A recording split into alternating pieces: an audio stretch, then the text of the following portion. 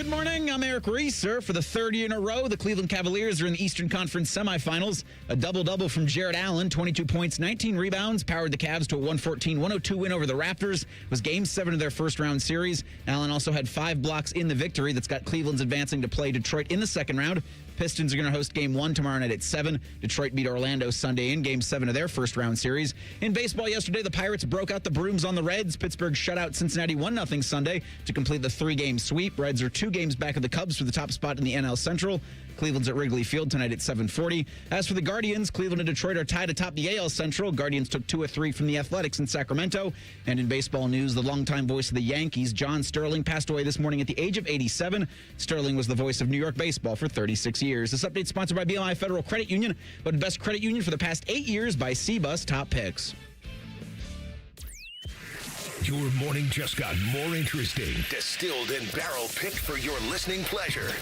Bo Bishop, a local sports media legend. What William T. Sherman was to the Union Army, he is to Northern College football. A husband, a father, and middling youth sports coach. He's friends with Central Ohio sporting royalty.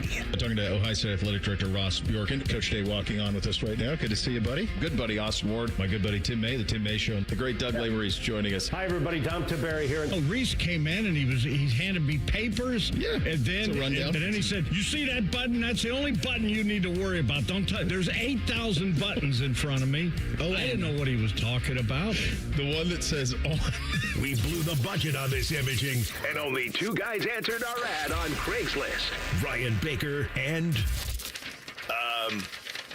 Eric Reeser. Act accordingly. You're now listening to Bishop and Friends. Bishop and Friends is sponsored by Diamond Seller, your true jeweler for over 75 years. All right, let's do it live on a Monday edition of the program. Bo and the boys with you for the next 3. 10 o'clock, Ohio State cashes in big on its new media rights deal. 10:30, Austin Ward will join us 11 o'clock. We will blitz the weekend coming up at 11:30. Scoonie Penn as we reach the second round of the NBA playoffs. The Cavs getting through last night. Some shockers out there as well, I suppose, with Boston being out in round 1 and now kind of a wide open bracket.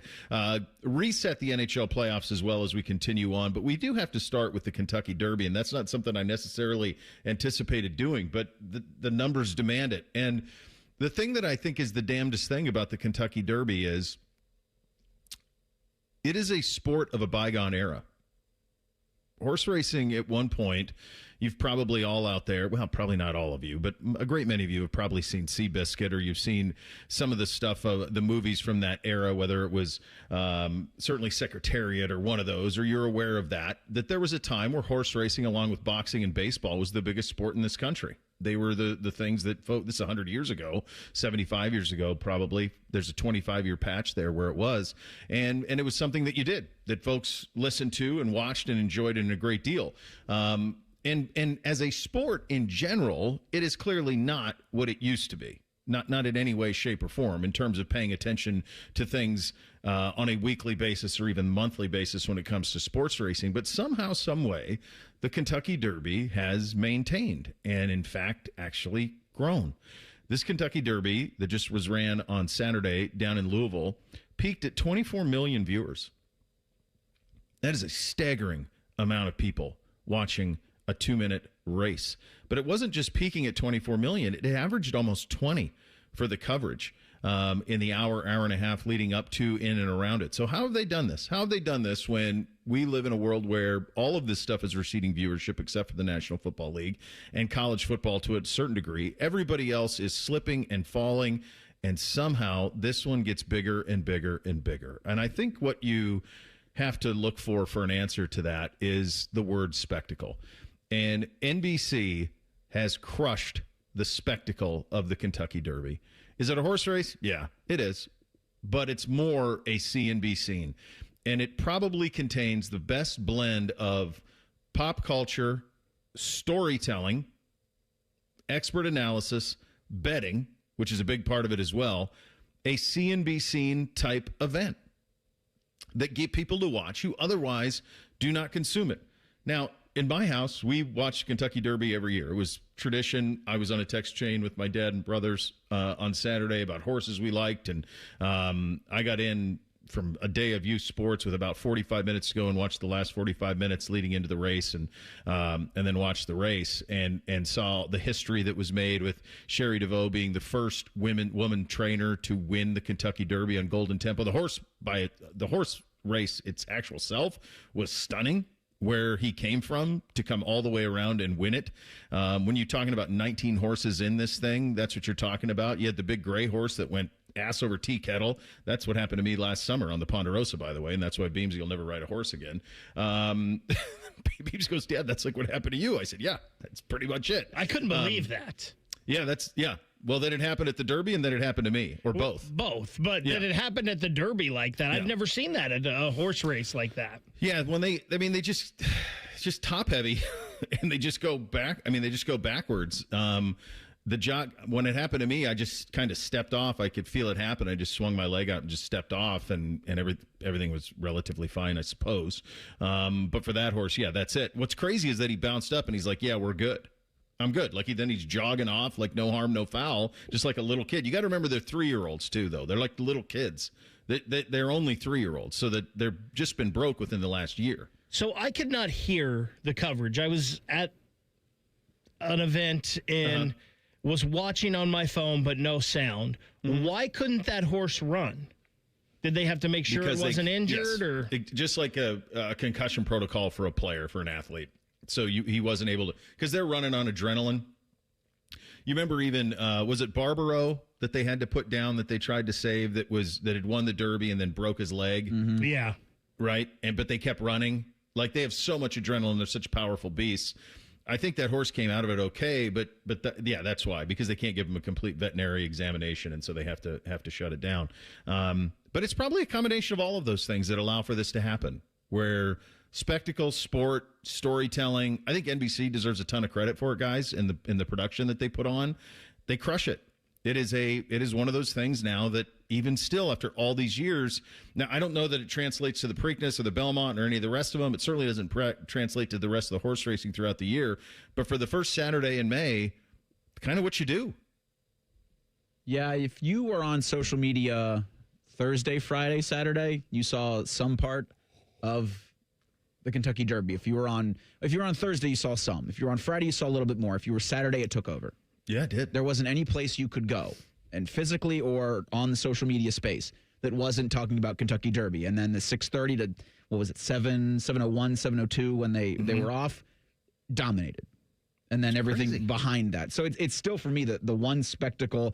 And there, we talked about this last week, the few spectacles in sports that everybody at least is aware of. And if you went out Saturday, if you went out to dinner, if you went out with friends, if you were just on your phone, it was Kentucky Derby chatter. And it was from people that don't follow the sport at all. But, with the thing that people all want to congregate towards, that was it for the first week of May. To your point, every year, that's the thing. At this time of the year, everybody does. Even if you're not even gambling on it. Like, none of the people that we were around with had any money on any of these things, but we're still fascinated by it all. I think part of the Kentucky Derby that will always be there is, even if you know nothing about it and you don't pay attention to horse racing at all, and Reese, you mentioned, and I think the gambling aspect has a huge part of it. Yeah. But even if you're not gambling on it, it's 2 minutes and it's done. And we are such an ADD society where we can't put more than 10 minutes into anything.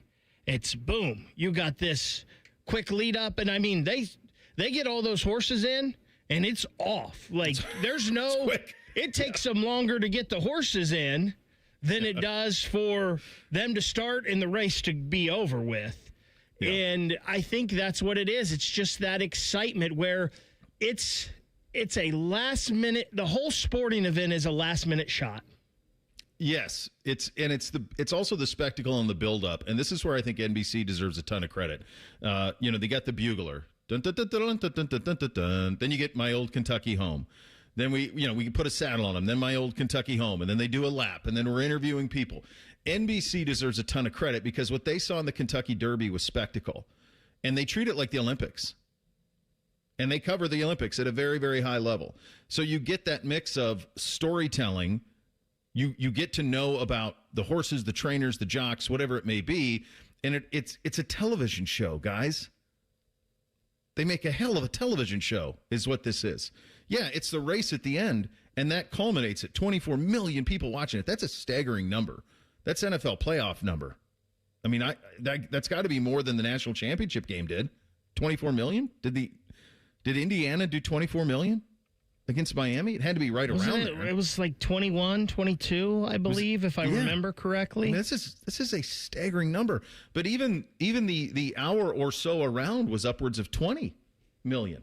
So they crushed the spectacle of it. They saw something that happens once a year on this time, and they said, you know what we can do with this? And they've had the coverage now for 20-some years. They said, you know what we can do with this? We can make this like the Olympics. And they do the storytelling, and they make it something that's interesting for people who don't know anything about horses, don't know anything about gambling. It's a television show, and they crush it. Go ahead, Reese. Indiana, Miami did 30 million viewers. Okay. That's a big number. The second highest behind Ohio State and Oregon back in 2015. Michigan, Washington did 25 million viewers. So right around, so that was Michigan, Washington was the final 2 years ago. Mm-hmm. So right around there for a national championship game in football, the second most popular sport. This is horse racing. Right. And I think as much as we complain about having apps and having to go to apps for our games and our events, I think the apps are helping all these numbers tremendously, because I wouldn't have been able to watch the Kentucky Derby on Saturday night if I didn't have Peacock, because there were no TVs at the place we were. Yeah, right. But I pulled out my phone. I have the Peacock app, sign in. 3 of us are sitting there watching it while it's going on that we wouldn't have seen it otherwise. Yeah. So I think those numbers are helping people, because I don't know how many people plan a day around the Kentucky Derby. So you still have stuff going on. Mm-hmm. But, hey, you know it's coming up. You pull out your phone, and you have, whether you have an app for your cable or you have Peacock or however you do it, you're still watching. They're definitely so. A lot of Derby parties, too. That's something that's becoming a really big deal. So they crush it. It's a good job out of everybody involved, and those numbers are absolutely staggering. A busy weekend in sports. Reese probably slept a little better with the results of last night. We will get into that. We're off and running on a Monday. Bishop and Friends, right here on The Fan. We're the highest rated sports radio station in America. There's no joke there. We just are. The Fan, Ohio's sports destination. Grilling season is here, and nobody does it better than Billiards Plus. Fire up your backyard with top-of-the-line grills from the biggest names in outdoor cooking. Perfect for game day or any day. And when the party heads inside, Billiards Plus has you covered with pool tables, shuffleboard, game tables, and more. Everything you need to build the ultimate hangout. From backyard cookouts to game room showdowns. Make your home the MVP. Billiards Plus, grills, games, and good times. Family owned and operated. Check them out online or on Dublin Center Drive in Dublin. Get Eco. Aaron, who taught you about business? My mom. Huh, really? Yes, really. What business was she in? She was in the business of raising 3 kids by herself. Single mom. That explains a lot. What do you mean? Well, it explains why you do an additional $500 worth of repairs for free when people have to buy a new hot water heater. If someone had done that for Mom, she would have thought they were an angel sent from heaven. Get Eco. And it explains why you give people credit for all the money they spent with us for HVAC repairs when they need to buy a new system. Yeah. And it explains why you were such a maniac about finding a good toilet that we could sell fully installed for just $650. Maniac? You were a maniac, Aaron. Get Eco. We've got plumbers, we've got electricians, and we've got HVAC technicians. And every one of them has a mom. I love you, Mom. GetEco.com. Recently, our company softball team lost the big game by 1 run. Then Dale tried to console us with the quote, "Winning isn't everything." Dale's a loser. I play to win. Like early payout from Bet365. If my team goes up big, I get paid out instantly, even if they blow the lead later. Sound familiar, Dale? Bet365. Winning is everything. Gambling problem? Call 1-800-MY-RESET. 21 plus only. Must be physically located in Ohio. T&Cs apply. In-app only. Hey, everybody. It's Berm here. Jeremy Birmingham from the Austin and Berm Show on 97.1 The Fan. Last year, I heard Austin's 40 by the 4th message just like everybody else. And I remember thinking to myself, yeah, that makes a lot of sense. And then I did what a lot of people do. Nothing. And that's why I like Reclaim by Awaken 180 so much now because it's really about finally taking the advice of people who've actually done it and gotten real results. This is not people guessing. This is not people talking. People who've been there, who I finally listened to. And I dropped 35 pounds in just 7 weeks with Awaken 180. Then I lost 5 more in free maintenance mode. That's why this hits different for me now. Reclaim by Awaken 180 gives you a clear plan, a defined window, and a real finish line. And if you want a powerful goal inside that window, 40 by the 4th is right there. It's not eventually. It's not one of these days. It's right now. So maybe this year, you do what I should have done last year. Go to awaken180weightloss.com. 844-346-1800. awaken180weightloss.com. T-Bone and Tyvis is sponsored by Capital Ford of Columbus. Are you and Bob Marley related, since you're both Jamaican? No, me and Usain Bolt is. Oh, that's also Who would win in a race? Don't even ask. Why would you ask that? Mornings on The Fan. Who's Vice President J.D. Vance's pick for Ohio Treasurer? America First conservative Jay Edwards.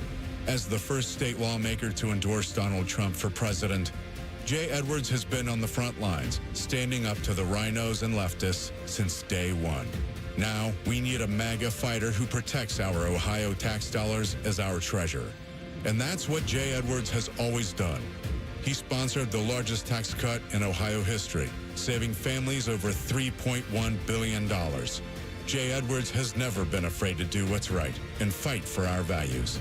That's why he's a 100% pro-life and 100% pro-gun conservative, earning the highest possible rating from Ohio gun owners. He's the proven America First leader we need to clean up fraud and keep our money safe. Endorsed by J.D. Vance. Jay Edwards for Ohio Treasurer. Paid for by Friends of Jay Edwards. Fan weather. From the Logan AC and Heat Services Weather Center. A mostly sunny start to the work week for us and windy and warm with highs getting into the mid-70s.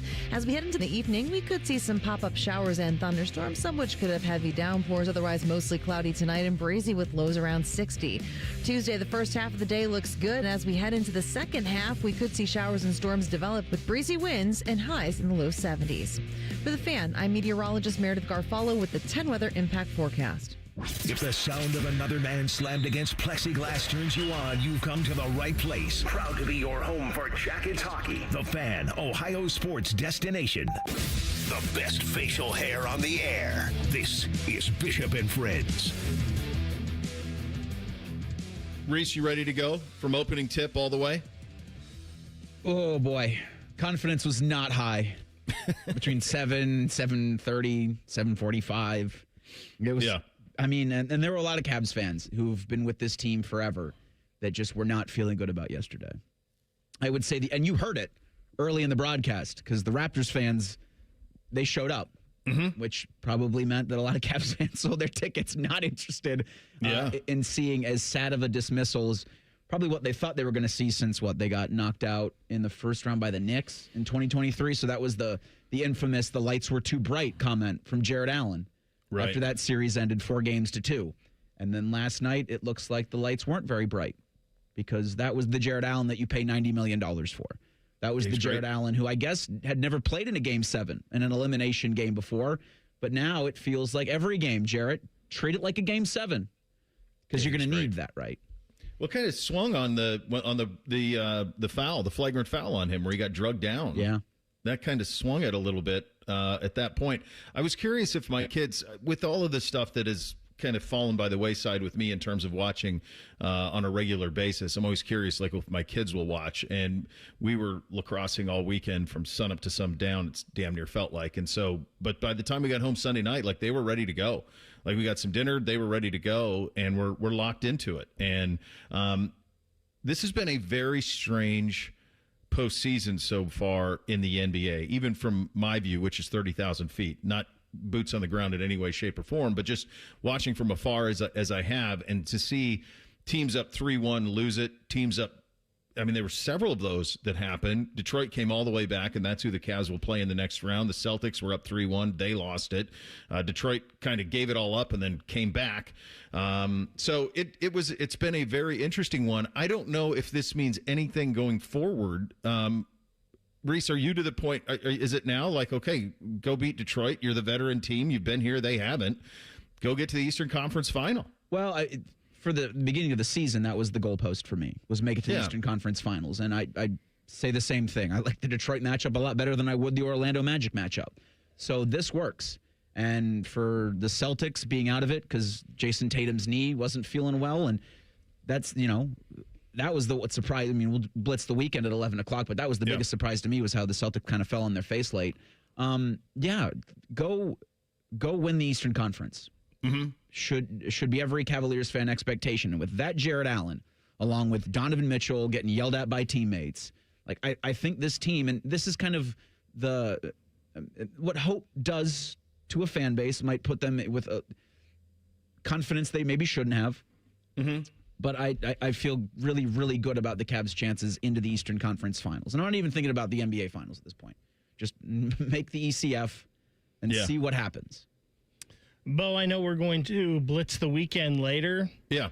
But I did not have that I would tune in last night. The second half. I was curious, I was watching the Tampa Bay Montreal game, and that one ended, and they were going to have a decent amount of time between the start of the Colorado-Minnesota game. So I was like, you know what? I'm going to switch over and see what the Cavs are doing. Mm-hmm. And they were just coming back from halftime. It was tied at 49. I'm like, all right, I'm going to stick around. And I watched all the way to the end. And I did not have that. I stuck. This will be the key. What I'll be curious about here over the next 2 weeks is if the Cavaliers can become kind of Ohio's team. This happened routinely when LeBron James was up there. They routinely became Columbus's team for sure. But I think even into Cincinnati, I think it kind of became the State's team when LeBron was there. And he was such a transcendent force that was easy. I don't know that they have not had that type of influence since he left, and they didn't have it when he wasn't there. Actually, you know what? When he went to Miami, my kind of feeling was people hate-watched him. Yeah, that was what it was. It wasn't anything about the Cavs. Yeah. It was more like you were rooting against him, whoever, because I remember AR and I were doing the show when they were playing the Mavs in the finals, and people were like, Columbus had massive viewership for that series when it was the Mavericks against the Heat, and it wasn't that you were rooting for him to fail is what the people were rooting for. And so he was always kind of the one who swung it, and then he's been on the West Coast now for all these years, and obviously that's a very, very different game to play. But I'll be curious. To me, it's a bandwagon worth jumping on if they can win this next series. Like, will this city pay attention to them if they go up 2-0, or if that series goes to a game 6 or 7? That, to me, lets you know that you're making it. Now, we haven't seen the other side of that because we haven't seen, like, if the Blue Jackets ever got into and made a run in the Stanley Cup, would the state of Ohio rally behind them?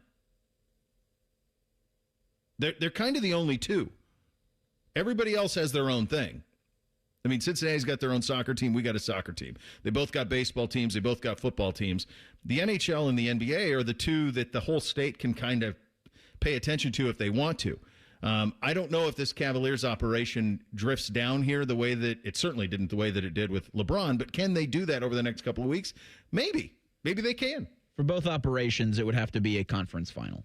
I think so, too. It would have to be a Blue Jackets are how many games away for competing for Lord Stanley's Cup. The Cavaliers are how many games away for competing in the NBA Finals. Like, that has to be for both of them if you want to extend south or if you want to extend north, northeast, and southwest. Mm-hmm. I think the Blue Jackets, Reese, if they get a first-round win, you might get more just because you haven't really seen it. Sure. You've seen the Cavs win an NBA championship, so maybe it takes a little more. I think people are going to jump on this bandwagon right now because there's nothing else. Like, it's still early for baseball. Especially here in Columbus, the Crew are having a down year. The Jackets are out. Spring football's done. So I think people are going to jump on the Cavs bandwagon this fall pretty quickly.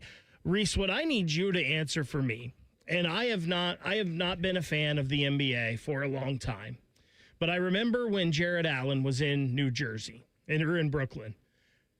doing FanDuel daily fantasy lineups, he was always great to have because he was cheap and he was a double-double machine. So he was going to get you a lot of points. And I feel like every time I'm doing a sports update, he's getting a double-double.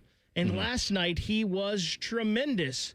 But yet I feel like of all the Cavs players out there, Jared Allen gets the most vitriol. And I don't understand it. Now, I don't watch every game, so the Jared Allen you're talking about in the regular season is a double-double machine. In February, he was one of the best, if not the most productive player in the NBA. The entirety of the league, Jared Allen was one of the best in the month of February. So all Cavs fans that watch this team routinely know that Jared Allen you saw last night is a regular occurrence in the regular season. But as I mentioned, that 2023 series loss, he was absent against the New York Knicks, who bullied Cleveland out of the first round. And so in consecutive seasons, the Cavs have been bullied in the playoffs, and Jared Allen's your biggest player and should be your toughest piece. But he has not been in the playoffs, in the regular season. And that's where in the postseason you go, what are you doing, guy? Like, you're not this player. It's almost like when you see in Space Jam, they take the basketball and it sucks their powers. As soon as the regular season ends, somebody takes a magical basketball to Jared Allen's head and it sucks away his basketball powers. Last night he regained those powers. It's the only really way I can explain it. It's why it's so frustrating this couple of years for Cavaliers fans has been. Because the talent's there. Games like this exist. They just don't show up very often. That's the beef that I get most often from people who watch every Cavs game is he's not tough. That he gets soft in the postseason, gets pushed around, gets bullied around, and that's what you get. But he was great. He was great yesterday, and now we'll see. We'll see if a bandwagon can be jumped on. And to Bake's point, there's nothing else really going right now. You got a chance. I am curious because this series for Cleveland and Detroit is Game 1 Peacock, Game 2 Peacock, Game 3 Prime Video, Game 4 will be available on NBC. That's a bad job, man. So you say that, but then you go to casual fans. You go, where do I find this thing? Oh, on that's a Peacock. bad job. Yeah, I don't care. Oh, Prime. No, I don't need to buy anything this week. I'm not going on Amazon. Are they going That to sucks. at least in the Cleveland area? Because I'm sure these games are all going to be jam-packed at Rocket Mortgage Arena. Are they at least going to have it on regular TV so true Cavs fans can watch it? No. No, they're not. No. It's Prime. They're holding you over a barrel. You got to get Peacock. This will be a long-term, it's a short-term gain for their media partners in that they will get people to sign up. Now, I have all these things because we've had to pay for all this crap. I think at this point, you're peacocking for Ohio State. You're Amazoning because it gets you cheap shipping or no shipping. Yeah, and I basically have ended up having to sign up for all this junk, and I forget that I'm signed up for all of it. It's like one of those car wash things that you sign up for, and then all of a sudden you get the sticker on your thing for the rest of your life, and you're like, am I still paying for this? Yeah, you are. Do you have any of them twice? Yeah, I definitely have ESPN twice, maybe three. There's no question. I don't even know how to know if I do. There's no question I'm paying for ESPN Plus twice because I have two different logins. I'm told the Rocket Mortgage app will find all that stuff and fix it for you. It'll sort it all out. Maybe it will. We'll see. But yeah, that's a shot. It's a short-term win in that your media partners are getting subscriptions and all of that. But long-term, is it a loss if folks can't see your game? And for me, it's not as enjoyable on the apps as it is over the air because I can flip in commercials, and I can't when I'm in the apps. Coming up in 2 minutes, Ryan Day is going to be on the show tomorrow. What questions are the ones that are still in his head? We'll get to that in 2 minutes. Bishop and Friends, right here on The Fan. Getting a little older doesn't have to mean, well, getting older. This is Jeff for Tri-State Men's Health. And if you're feeling low energy, can't sleep, can't lose weight, or struggling with brain fog, or your sex drive is off, it's time to change it up. At Tri-State Men's Health, our advanced medical strategies featuring TRT, GH peptides, NAD+, GLP-1s, and more treat low T and other hormonal issues to help you shed pounds, have more energy, enhance your body composition, improve sleep, increase your sex drive, and so much more, getting you back in the game again. So don't be older. Be stronger in the gym. Be sharper at work. Be better in the bedroom, and be more confident in every part of your life. So call us today and find out how our advanced treatment strategies could change the game for you. Your first visit is just $99 and includes blood work and a medical consult. And if you start on one of our advanced treatment plans on the day of your appointment, your visit is free. Call 800-900-9654 or go to tristatemenshealth.com. Future therapies are compounded and have not been evaluated nor approved by the FDA. Provider prescription required. See website for details. Hey, what's up? It's T-Bone. This is the time of year to enjoy some nice weather. Usually the temperature's pretty good. Those nice spring days where you get outside, you just feel that breeze. It's awesome. But coming soon, it's the hot, hot months of summer, and we know in those months, you're going to want your air conditioning running. You're going to want your windows to keep that cold air inside your house. You don't want to lose money running your air conditioner constantly, all because your builder grade or old windows are just not getting the job done. That's where Window Nation comes in. Window Nation's got their buy 4 windows, get 4 free sale going on now. You can replace all the windows in your home for summer and get half of them for free. Plus, you can get 0 down payment and no payments or interest for 2 years. And of course, all Window Nation windows come with a lifetime warranty, so you can relax knowing your home is protected far into the future. Don't wait to put an end to your window problems. Schedule your fast free consultation now. WindowNation.com. Buy 4 windows, get 4 free sale going on now. WindowNation.com. Bishop and Friends is sponsored by Diamond Seller, your true jeweler for almost 80 years. The Fan, Ohio's sports destination. What's up? What's up, man? What's up with you? All right, here's what's up on a Monday edition of the program. Ryan Day is going to be on the program tomorrow at 10 o'clock. I was thinking about this in regard to 123 days from the opener or thereabouts.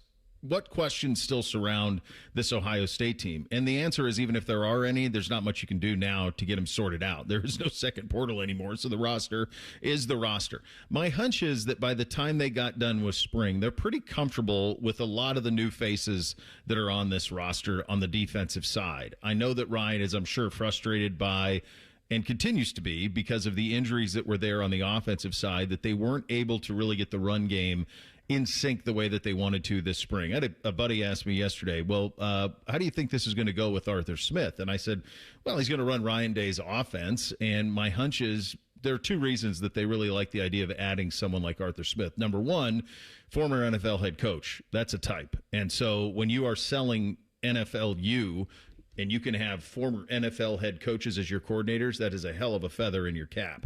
The other thing I think that Arthur Smith's going to do is going to have some pretty finite thoughts on how to get the run game going, especially in short yardage situations. And unfortunately, this spring, they weren't able to really work that. They were banged up on the offensive line. They were banged up at running back. So they weren't able to kind of put that in the way that they want to. But if you look around college football, go give me a team that doesn't have questions.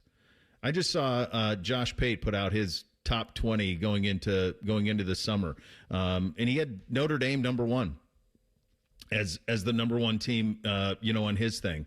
And you say to yourself, well, okay, well, what's that based off of? What have we seen that from Notre Dame this year? Is it's faith that they're going to take another step? Number 2, he had Texas. Number 3, he had Oregon. Number 4, he had Ohio State. 5, Miami. Number 6, Indiana. 7, Georgia. 8, Ole Miss. 9, Oklahoma. 10, Texas A&M is kind of the way that shook out. And every single one of those teams has massive question marks. Massive. I mean, just think about Indiana, the faith that we now have in 2 years with Cignetti, and it's deserved. It's earned. They're sitting there at 6 in his poll, and I had the same guy that I was talking to about Arthur Smith was like, who's quarterback in Indiana? I'm like, the Hoover kid from TCU. I think he's good. I mean, I guess we just think Cignetti's going to get his paws on him, and they're going to get everything sorted out. He's done it 3 years in a row, and I'm not going to be one to doubt him at this point. But when you say who does it, I think the better thing to say as we're in the beginning of May and you're getting through the summer and we get into fall camp by the end of July, who doesn't have questions? Every single team has big questions, and I think Ohio State just has the least of them. Yeah, and I certainly, for the top 5 you ripped off there in Pate's super too early top 20 or top 25, they all have a quarterback.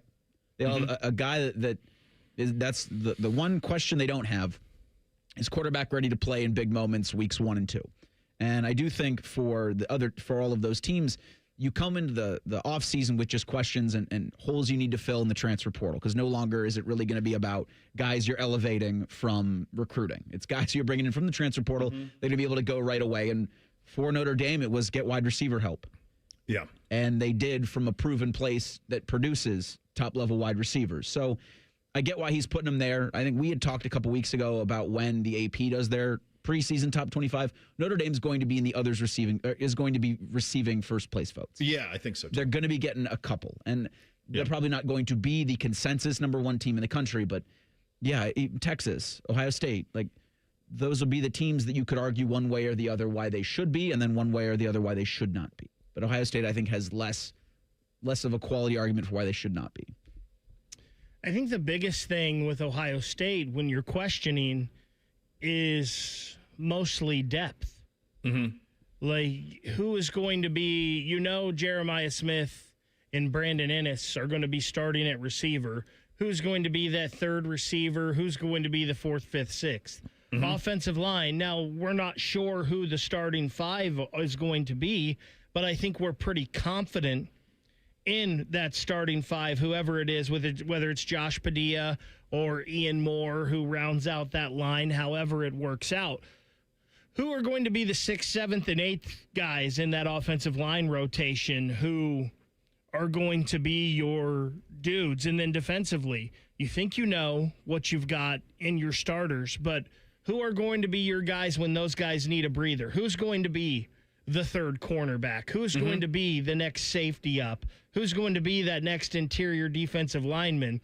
So with Ohio State, you feel pretty good about the first 22 you got, maybe even the first 25 or 26. Who are going to be that next 10? I don't know that anyone in the country is going to feel comfortable with their next 10. Nobody's got that anymore. I think it's, we ran that bite from Kirby last week, Kirby Smart. And it's right. It's dead on. There is no depth. Yeah. This is about college football in this era is about survive and advance. Get to November, get to December, inevitably January, as healthy as you can. That's what it is. The depth is gone. The depth is spread throughout the country. Let's play a little game here. So this is our lads. They have their depth charts, and I think they do the best job of this, of projecting. It's not perfect, but no one's given a depth chart in May anyway. So this is as close as you're going to get, I do believe. So just use Pates for now. He's got Notre Dame number 1. Notre Dame, have one of the MIT kids write this down. Notre Dame has 2 in their starting 22 projected on our lads. They only have 2 transfers starting. 2 of them. And then in their 2 deep, they've got another 5. 5 in the 2 deep, including both Buckeye receivers. So Notre Dame, just 2 starters, though, who are transferred in. He's got Texas number 2. Texas has 4 new transfer starters on offense and 3 on defense, and another 2, 4, 5, 6 in the 2 deep. That's a lot of new faces at Texas. Oregon, who he has at number 3, has 1 transfer starter, right tackle. No, they got a total of 3. 3 starters that are transfers, and 1, 2, 3, 5, 6 in the 2 deep. 6 transfers in the that are backups. Ohio State, 1 on offense and another 4 on defense. So 5 transfer starters total. And then as backups, they've got another 4, 5, 6 transfers. I get the point of Notre Dame being number 1. I mean, they have far and away the least new faces that they got to work in terms of, their entire starting offense comes back intact. If you believe in C.J. Carr, minus the running back, obviously. Jordan Love's gone. That's when I go to Josh and I go, you know who they lost, right? Yeah, they do. They did. The belief must be, though, that Aeneas Williams Jr., who I assume is Aeneas Williams, is that Aeneas Williams' son, the running back? Yeah, I believe it is, because they had Jermichael Finley's son, Jerome Bettis' son. They had a bunch of former, I think they have Larry Fitzgerald's son. Yeah. So just to clarify, this is not returning starters. This is returners who are starting. In other words, guys who are in their program. Does that make sense? Yeah. I didn't do a good job of explaining that. This is guys from in their program who have leveled up to now being starters versus new faces coming in. I think this probably goes into part of the reason why you would have Notre Dame number 1 as well. Wisconsin, Rice, Michigan State. Now, Wisconsin's a neutral site game, but the other two home. At Purdue, at North Carolina, Stanford, at BYU, Navy, Miami, Boston College, SMU, at Syracuse. Holy cow. Well, I do wonder for like rankings, when we're talking best teams. Yeah. Should the schedule factor into that at all? If we're doing preseason top 25? Yeah, because they're pretty much guaranteed to be in the playoff. Sure, but and then that's not what a preseason ranking's doing, in my opinion. It's saying who are the best teams in the country, right? Well, there's two ways of looking at it. There's the way you just laid out, and these are the teams I think will be there in the end. And I think so. When I did the AP, these are the top 25 teams in my opinion right now. So like I would do it week to week. I would have big swings. Like you were not entitled to where you were the previous week. So, like, if you were 1 and you struggled, I would drop you to 7 sometimes. Like, I would have big swings in mine. I would do it week to week. I did it 2 years. But that's how I would do it. So, it depends on the pollster, really. Yeah, and I guess we'd have to ask Josh Pate how he does this. What is your criteria for this? Because easy schedule rankings, fine. But if we're doing top, I consider that as who's the best teams in college football. And your schedule shouldn't have anything to do with that right now. That's 100% how it should be if you're doing it in the summer. It should be these are the best teams in my opinion. Yeah, it should not be any sort of factoring the schedule into it. I'm not sure if he did or not. But I think also just the familiarity is a big. I mean, Notre Dame's returning a lot of guys from their own program. There aren't a lot of shotgun marriages on the Notre Dame roster. The rest of them have several shotgun marriages in terms of guys that they've known for 2 weeks. And sometimes those things work, and sometimes you end up like Texas Tech and your quarterback is gone, and you have no way to add to that room. Ryan Day will be on with us tomorrow. We'll ask him about all of these things, among other things. The NHL playoff will get you a reset. Had a Game 7 last night, and inside the NBA chose violence. We will get to all of that coming up next. Bishop and Friends right here on The Fan. Tweet from a listener. Are you carrying the Buckeye game today? Considering we've never not carried one, yes. The answer is yes. The Fan. I'm Leslie from Pella, Columbus. And I'm Wilson from that other window place. Wilson, what are we wearing? Lie detectors. Anytime a lie is detected, we get a little shock. All right, let's try them. So, Pella was rated by homeowners as the leading window brand here in Columbus. Nothing? Okay. Well, our windows can change the look of your home. Ow. This thing sometimes shocks you when you tell the truth. Ouch. It's okay. I'm having fun.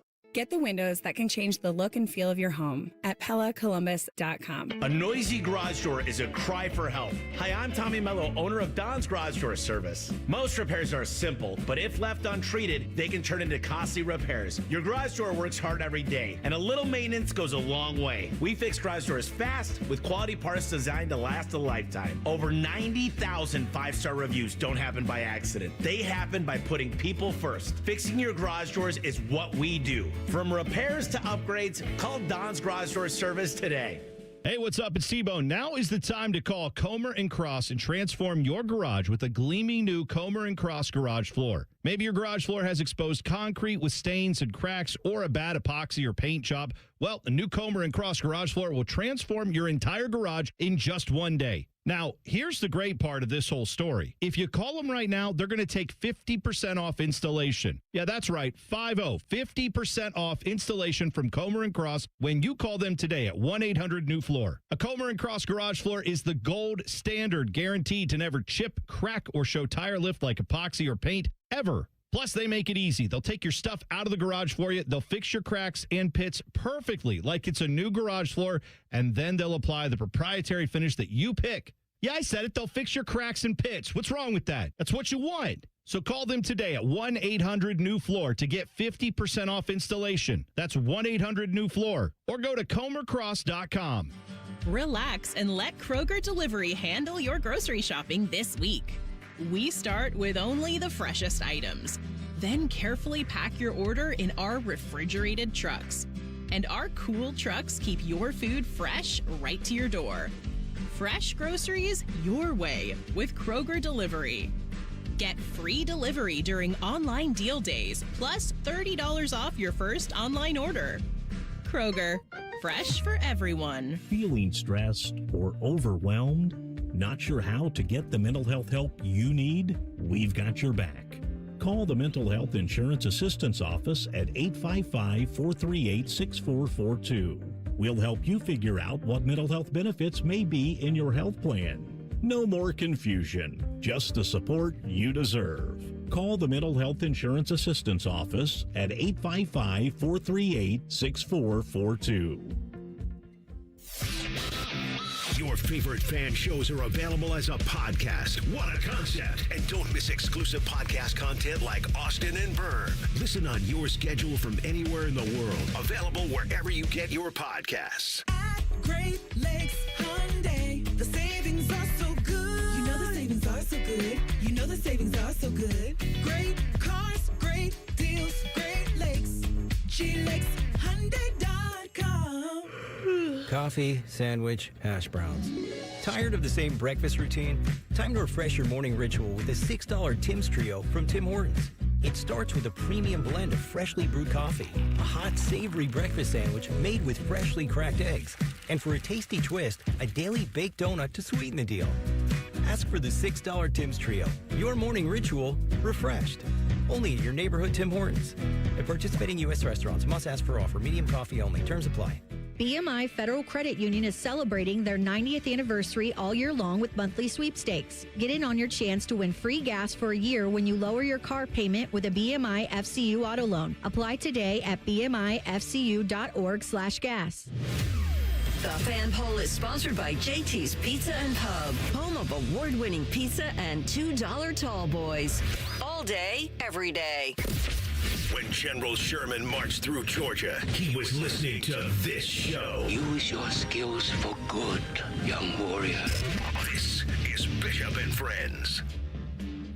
Did you guys, you know how Inside the NBA does the gone fishing thing when a team is removed from the postseason? And I had not seen Inside as much as I used to. I don't know if I just maybe not watching as much, not sure what it is, but I know they're all over the ESPN coverage now, still produced out of Turner. So they put this graphic of like the gone fishing, and it's like the team and the celebrities and stuff. So they put one up yesterday for the Celtics, and it's a fishing boat. On the fishing boat is Bill Simmons, Mark Wahlberg, for some reason Kenny the Jet Smith, and John Krasinski, all in like waiters. Okay, well, those are all Boston people. Kenny must have picked them to win the title or something like that. So they're all in waiters. And then as you're looking up the boat, you see Will Hunting and Chucky from Good Will Hunting. They're on the boat. So you got Affleck and Damon. They're on the boat. Then Jaylen Brown and Jason Tatum. And then at the front of the boat is Vrabes holding Rossini like Titanic. Oh, no. Now, Diana used to work at ESPN. I mean, it elicits that response. Is that fair play? Yes. You think? That's incredible. Yes. I mean, it's choosing violence for sure. I'll post it at 971BFS. I mean, that's a little tough, isn't it? Then the Patriots just went to the Super Bowl. I mean, jeez. You know, it does bring into this. It's a very tricky talk because, you know, you're talking. There's families involved here too, with this, right? There's little kids in some instances. Hers and Mike's are grown, but they're still kids that are kind of involved in all of it, and it's a private matter that's become public. I mentioned this a couple of weeks ago when that story first started going. And Jeff Pearlman used to write for Sports Illustrated. He's written a bunch of novels. He's actually the guy who wrote the Showtime book that they based that HBO series on. And he brought up Jay Glazer. That why does Jay get a pass for his information when he has all of these personal relationships with NFL coaches? Like, why does he get that pass? Because it was intimate, allegedly? That's the differentiator with Rossini and Vrabel versus... And I do think that's fair in terms of doing the job part of it. Whereas Jay's very close with McVay and a lot of NFL coaches and trains with them and stuff. And that's where a lot of his insider stuff comes from is personal relationships. But that's what our job is, isn't it, too? So, like I said, it's a very tricky talk. I don't have the right answer for it. But that's choosing violence on a Sunday for the NBA, inside the NBA guys. That's how I've kind of been with this all along. Like, who cares whether she got the information during Pillow Talk or Jay Glazer got it because he had 10 coaches over at his pool? Right. You know, like, who cares? Now, if she's writing a story about A.J. Brown being traded to the Patriots and it's tanking the Eagles' value on a trade, and if that was at the behest of Mike Vrabel, that might be a little different. But again, what's the difference if Sean McVay said the same thing to Jay Glazer? Same. I think that's the same thing. It's, like I said, it's tricky. And it's the adultery aspect of it's really bad. Yeah. And there's not that with Jay Glazer and Sean McVay. It's true. It's interesting we say that, and I agree with that. But over 50% of marriages now end in divorce, and a lot of that is because of adultery. And you also, the other thing we never know is you have no idea if some of this is arranged. Like, is it arranged? Like, is it a marriage of convenience? Is it a marriage? You know, who knows? Yeah, it's their own personal life. But I didn't expect that on a Gone Fishing graphic from inside the NBA. So a little bit of violence there on that one. NHL Stanley Cup playoffs on to the conference semifinal round. A fun one last night. A couple of fun ones last night. You had the Canadiens beating the Lightning to win that series 2-1, and then you had about 175 goals in the Avs in Minnesota. The Avalanche win game one of that series 9-6. So the way that this breaks down, go ahead, Beck. I was just going to say, who in the world would have guessed that the Montreal Canadiens would have the same amount of shots on goal as the Colorado Avalanche had goals? Yes. Yes. 9 shots on goal in a Game 7 win in Tampa versus a 9-6 win for the Avs in Game 1 against Minnesota. So in the West, it's the Avs and the Wild. That is now 1-0 Avalanche over Wild. And then it's Golden Knights and Ducks on the bottom side of it. In the East, it is the Sabres and Canadiens. And then it's the Hurricanes and the Flyers on the bottom half of it.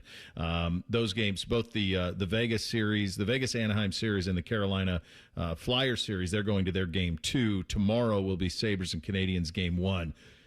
That's easily the one I'm most interested in, is Sabres-Canadiens. Just because of the complete starving nature of those two fan bases. How long the Sabres have waited to be in a spot like this feels like they haven't made. I mean, it feels like Dominik Hasek was like the last time that they were in this type of spot as the number 1 overall seed in the East. And then the Canadiens holding on to that. At some point, a Canadian team's got to win the cup. They're the last one to do it. Patrick Waugh, that's early 90s. My buddy Mike Thompson screaming at the radio right now that I don't know the exact year, but I would say it's like probably 92, 93. I think it's 93, Bo. Yeah, they beat Gretzky and the Kings in that one. So they're the last one to do it. That's been a long time, and I don't think this Canadiens team is one that can go that far, but that'll be the one that I have the most interested in here as we get to the second into the conference semifinals. One other thing to pay attention to on this, and we lamented the Cavs series being on Peacock and Prime. All of this is on TNT and ESPN. So not over the air, but relatively traditional means of watching your NHL. And I think their numbers have been pretty good on ESPN through the first round. So that's something to pay attention to as well. Is there any for Jackets fans? Because Yarmo's the GM of the Buffalo Sabres. You've got John Tortorella, the coach of the Golden Knights. And the Anaheim Ducks for the last, 5, 6, 7 years have kind of been right up there drafting with the Columbus Blue Jackets. Mm-hmm. And they've been able to turn that around. Is there any thought? Like, I'm rooting for Vegas on that side because I think it would be fun to see Torts win a cup. But I also hate Vegas, so I'm torn as a fan because I think about that. I'm so bitter about that. I love John Tortorella, the human being. I loved what he did as coach of the Blue Jackets, but I hate the Vegas Golden Knights because they were handed a Stanley Cup contender on a silver platter. And also just bleep Buffalo in general. Like, I have no sympathy for them. I'm a Cleveland sports fan. So I'm out on Buffalo, Reese, with you. I understand the fan base has waited a long time, but I'm out on that story. The Montreal Canadiens goaltender, being a former Buckeye, is pretty cool, and I don't think that many people realize that, and it was just a few years ago. 21-22, 22-23, Jakub Dobeš was here, and he's been awesome. He's been a huge reason why Montreal has gotten where they are. The Western Conference, there's quite a few really cool stories. And I forgot the Carolina Hurricanes. They're kind of a team that's been knocking on the door for a while and just haven't been able to get over that hump. It sure seems like maybe this is their time. I love the torts aspect with Vegas. And I also am paying attention to this Anaheim team because they were a young team that couldn't quite get over the hump. And I know there's a lot of people that don't like Joel Quenneville, so there's probably a lot of people that are rooting against Anaheim. But that dude can coach. He's one of the best hockey coaches of all time. He was someone, when the Jackets hired a former disgraced coach, they went Babcock. I would have went Quenneville personally because I think he's a better coach. And so I'm kind of watching that. And then I think the Minnesota thing, I think it's hard not to root for Minnesota and the Foligno brothers right now. Now, I don't know if they can do it against Colorado, but that's pretty cool with Nick and Marcus and all of that.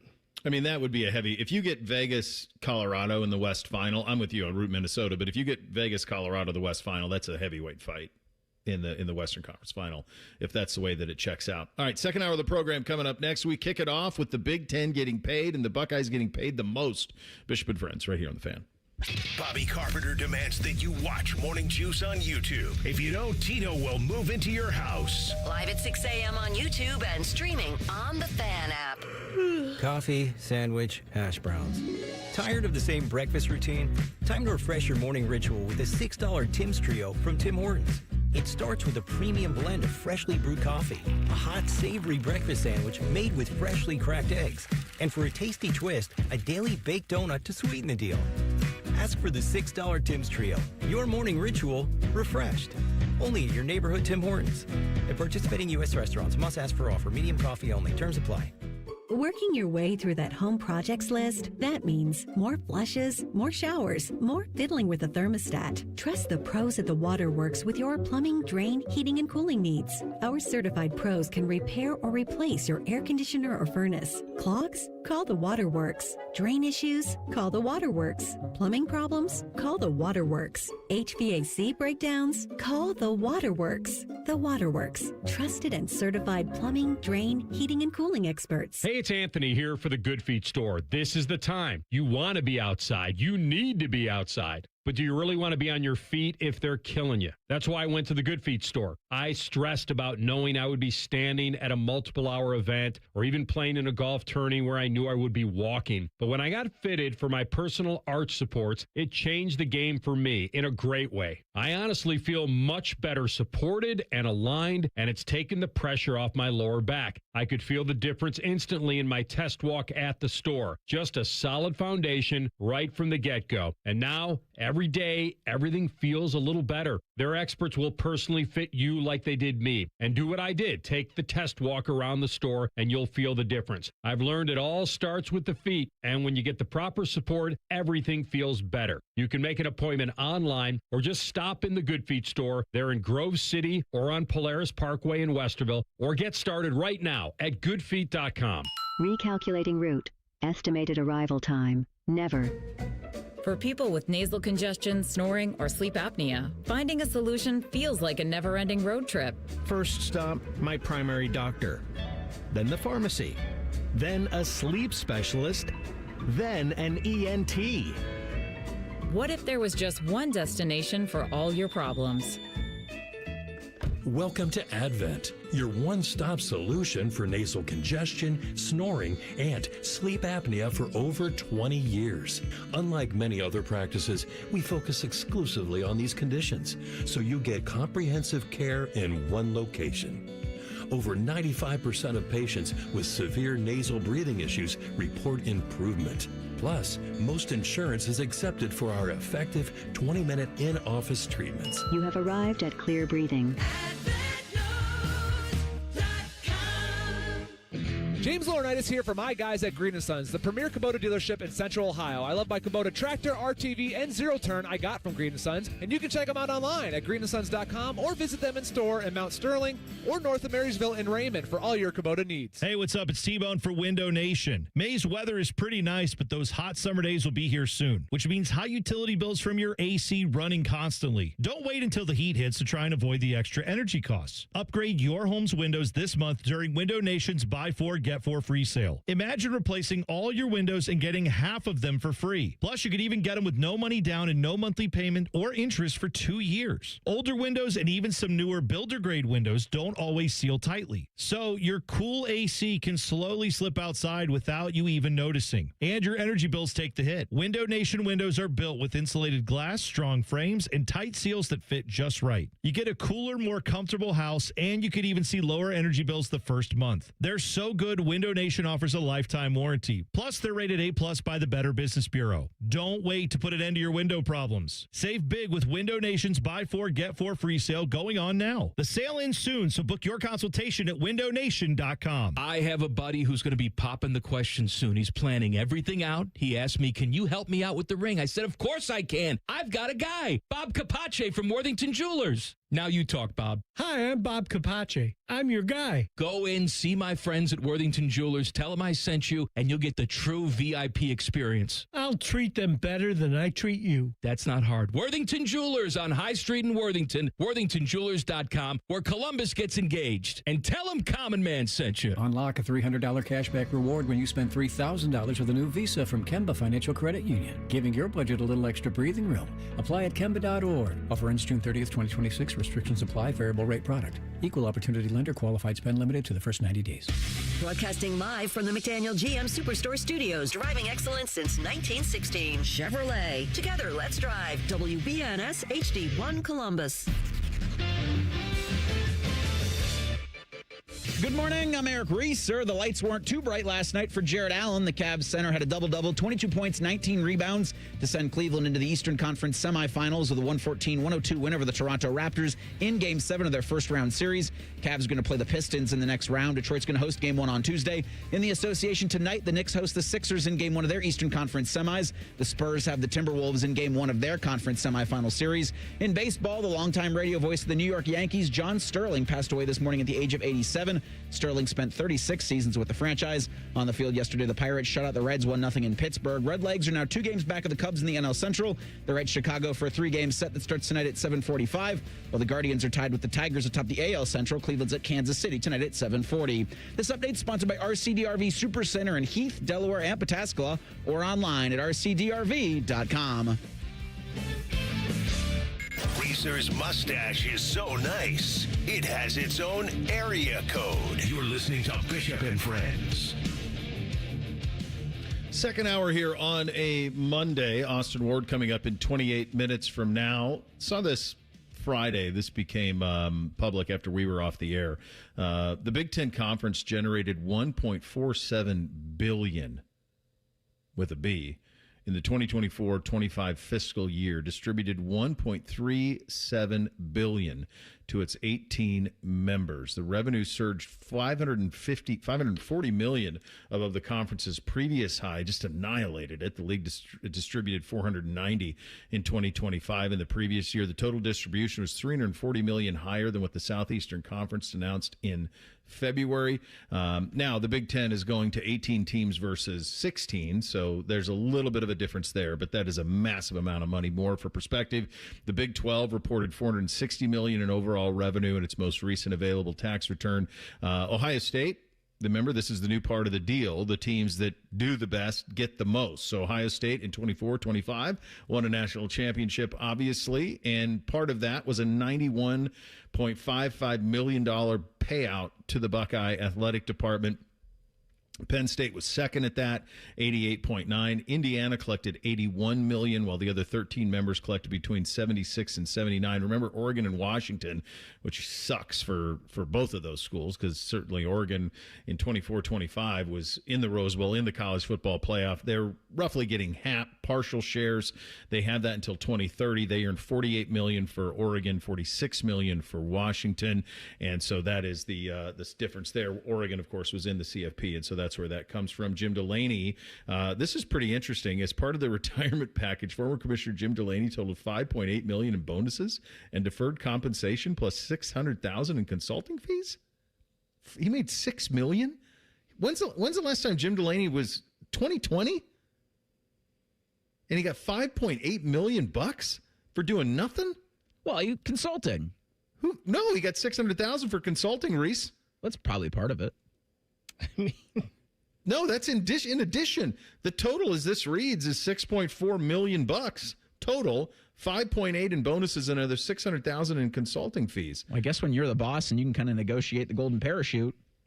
I mean, that's outrageous that the Big Ten signed off on that after compensating him so richly all those years. Would have been a Kevin Warren signature. Yeah, where's Kevin Warren's money? He's the one who negotiated this. If I remember, Delaney was getting more than Warren was, because we kind of had this a while ago. So these numbers were out there a little bit ago. We got to cut tennis programs, though, Bo. Around the country, tennis has got to go. Yeah. It's just a bad business model.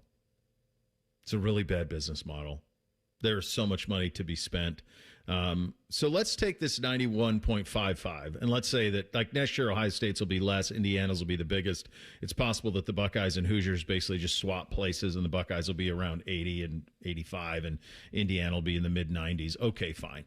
Whatever that number is going to be, it's going to be a lot. Of the 91.55 that Ohio State got, if we were doing this like the National Football League, what percentage of that would go to players for football? Which is what this is mostly about. Half? I'm going to say maybe a third. No, that ain't going to cut it. What about coaches? I mean, maybe it should go whatever you're allotting to football or whatever you're allotting to sports. Football should get most of it. Football makes the most. Mm-hmm. And that's usually how life works, right? Whatever is making the most money is getting paid the most. So there's a lot of sports at Ohio State that make zero money. Oh no, yeah, for sure. They're in the red for sure. In the NFL, it's 48% goes to players. So we talk about an NFL model all the time. Now the 91 here's the other thing about this. That's not tickets sold, guys. That's not merch. That's not suites. That's television revenue. That's it. So the 48%, when people talk about like a $50 million payroll, it's out of control for college football or whatever it's going to get to this year, just understand that number, the 48% that the NFL players get, that comes from total. So you'd have to look at the entire revenue that Ohio State football makes and do 48% of that to get to what the NFLPA gets. So that includes tickets, merch, all of it. And I can't remember if those in the audio we played from Ross Bjork last week, if he gave the number. I feel like he said maybe he just said we generate a lot and we put it almost all back into our programs. I feel like there was a number in there. I got it. I have it. So in 2025, the total athletic department revenue at Ohio State was $336 million. 336. How much of that is football? That's the thing that you'd want to know, because in that 336 is ticket sales around 82 million, donor contributions another 70 million, media rights revenue, and then so that's kind of where it all at. 35 million projected football roster expenses for 2025. It'll be bigger than that for 2026, obviously, is kind of the way that works. But that would be the interesting thing. Like, what number of that is football? If 336 million is the total revenue, my hunch is 3/4 of that is football. Maybe more. Is it 80% football? Yeah, I'd say more. And then with this, so you wonder why Tony Petitti wants 24? Yeah, this is why. Because Tony Petitti, say what you want, Tony Petitti's good at his job in the making money part of this. I wonder with this, the $91.5 million that Ohio State is getting from this, if Ohio State took their games and sold them themselves, right, how much more than $91.5 million would they get? Well, didn't somebody, I forget who it was, said like the Ohio State-Michigan game out on an island is a $100 million product. Mm-hmm. That's that by itself. This is a philosophical question that I don't know if it'll ever have to be answered, but this goes to some of the problems that some of us have with the way that this split happens. And can you just imagine if you are Alabama or you are Georgia or I mean, hell, I was just down at Florida State or Miami, and you're one of those brands that does rate, not like the Buckeyes, but that rates. You've won national championships in football, and you wake up on a Saturday morning after this is published late Friday, and you go, hold on a second. You're telling me that I make less from my television rights than Purdue does, than Rutgers does, than Maryland? Really? And we'll have Feinbaum on Thursday, 10:30, as we always do. When these numbers come out, are SEC guys looking at Sankey and going, are we sure we did this right? Because we're rating more.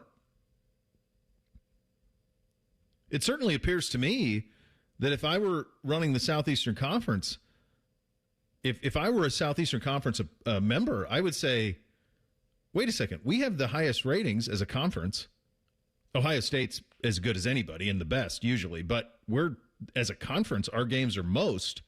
We did that story back in January. Remember, we had the top 10 biggest games in college football from a rating standpoint. The majority were SEC games. Yeah, if I'm Greg Byrne, that's my conversation with Sankey. I'm going, what are we doing here, bud? Because there's no question what gets more eyeballs, and yet we're trailing. Even if I'm the Big 12, I understand they're trying to throw whatever they can at the wall to see what sticks, but if I'm at every league, has got to be having questions, really tough questions with their commissioner about they're getting this and the product is that from an overall conference standpoint. There's really bad teams in this conference we call the Big Ten. Mm-hmm. And other conferences that probably feel themselves on par or better talent-wise and viewership number-wise, and they're not getting close to these kinds of numbers. And if you don't think, and I know it's more than this, but if you don't think that these numbers don't have a direct correlation with 3 national champions in a row in football, of course, and a basketball national championship this year, you're crazy. Yeah, you are, and it's just the beginning. It really is just the beginning. Bishop and Friends, right here on The Fan. A lot of hosts have been on our airways in the past 30 years. Some good, some bad, some really bad. Anyway, sorry for that. The Fan. I'm Leslie from Pella Columbus. And I'm Wilson from that other window place. Wilson, we put new windows in a Dublin home last week. You wouldn't believe how much new light was let in. Changed the entire mood of the home. You don't need fancy windows to change the mood of a room, Leslie. Know what else will do that? Wilson's Wicks, my new candle line. Here, smell this one. Oh, that's bad. I call it warm tuna salad. It's not for everyone.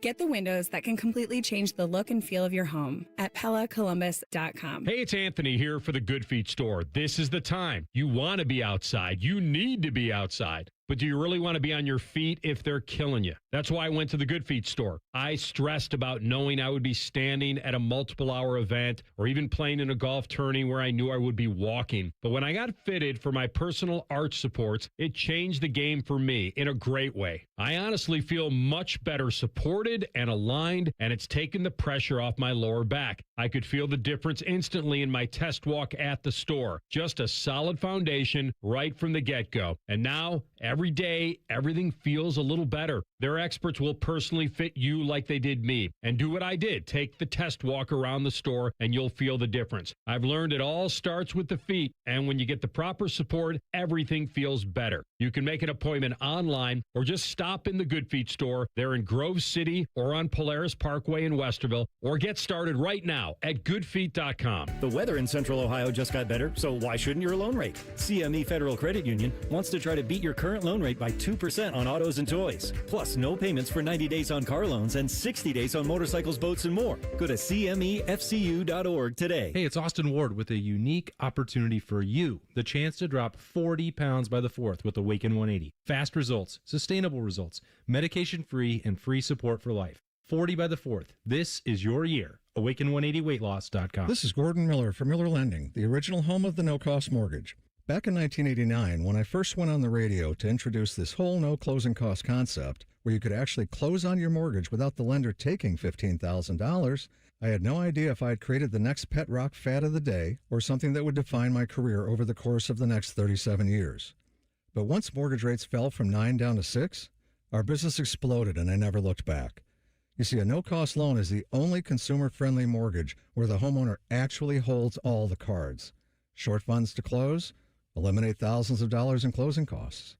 Rates are now down almost 2% from the peak, but you're holding off due to the cost of a refi? Not anymore. So let's start you down that path of eliminating closing costs once and for all and keep that money where it belongs, with you. 877-9-NO-COST. That's 877-9-NO-COST. Or simply apply online at nocostmortgage.com. Miller Lending is an equal housing lender, NMLS number 250-2146. Good news. Jack has personally invited the Fan to the Memorial Tournament, and we're broadcasting 30 hours of live content, and we'll try not to embarrass ourselves. Sponsored by Ohio for Responsible Gambling. Visit pausebeforeyouplay.org. Who's Vice President J.D. Vance's pick for Ohio Treasurer? America First conservative Jay Edwards. As the first state lawmaker to endorse Donald Trump for president, Jay Edwards has been on the front lines, standing up to the rhinos and leftists since day one. Now, we need a MAGA fighter who protects our Ohio tax dollars as our treasurer. And that's what Jay Edwards has always done. He sponsored the largest tax cut in Ohio history, saving families over $3.1 billion. Jay Edwards has never been afraid to do what's right and fight for our values. That's why he's a 100% pro-life and 100% pro-gun conservative, earning the highest possible rating from Ohio gun owners. He's the proven America First leader we need to clean up fraud and keep our money safe. Endorsed by J.D. Vance. Jay Edwards for Ohio Treasurer. Paid for by Friends of Jay Edwards. Fan weather. From the Logan AC and Heat Services Weather Center. A mostly sunny start to the work week for us and windy and warm with highs getting into the mid-70s. As we head into the evening, we could see some pop-up showers and thunderstorms, some which could have heavy downpours, otherwise mostly cloudy tonight and breezy with lows around 60. Tuesday, the first half of the day looks good. And as we head into the second half, we could see showers and storms develop with breezy winds and highs in the low 70s. For the Fan, I'm meteorologist Meredith Garfalo with the 10 Weather Impact Forecast. Matty Ice is currently bathing himself in creamy jalapeno dip, and I've officially run out of ways to tease this show. Rothman and Ice. Weekdays at noon. The Fan. With friends like these, who needs former college football players? This is Bishop and Friends. Indeed it is. We're proudly sponsored and brought to you by our great friends at Diamond Seller, your true jeweler for almost 80 years. Mom's Day, Sunday. It's a big one. You're on the fence, haven't got a gift yet, go check them out. They'll take care of you. I always get nervous for this one with the blonde. Like, I let the boys do what they want. I usually do something pretty solid from me, but then I let them kind of do what they want.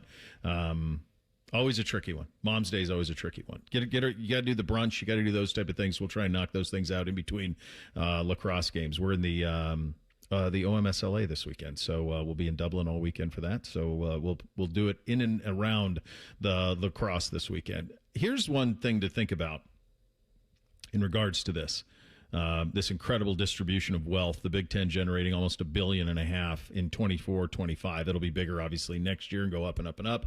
Ohio State share of that 91.55. And we talked about if you were Greg Byrne, the athletic director at Alabama, if you were the athletic director at Texas or any of those places, and you're looking and you're going, well, hold on a second. We have the higher rated games, not more than Ohio State, but in terms of the conference, and in some instances more than Ohio State. Why is our number not anywhere close to this? In some instances, tens of 20 million less. How did this happen? And the answer is, and this is part where Kevin Warren deserves a little bit of credit. I'm not sure he dotted every I or crossed every T, but he was the one who said, let's take this to market. Let's go with an NFL model. Let's have various entities all pay us. And that's how this all worked out. Here's something to consider, though, guys. Can you imagine if, this would have been like 15 years ago, maybe better. Gordon Gee, then the president of Ohio State, said that super conferences were coming. Can you imagine if they would have done it? Can you imagine if this was organized? Can you imagine if you only sold football?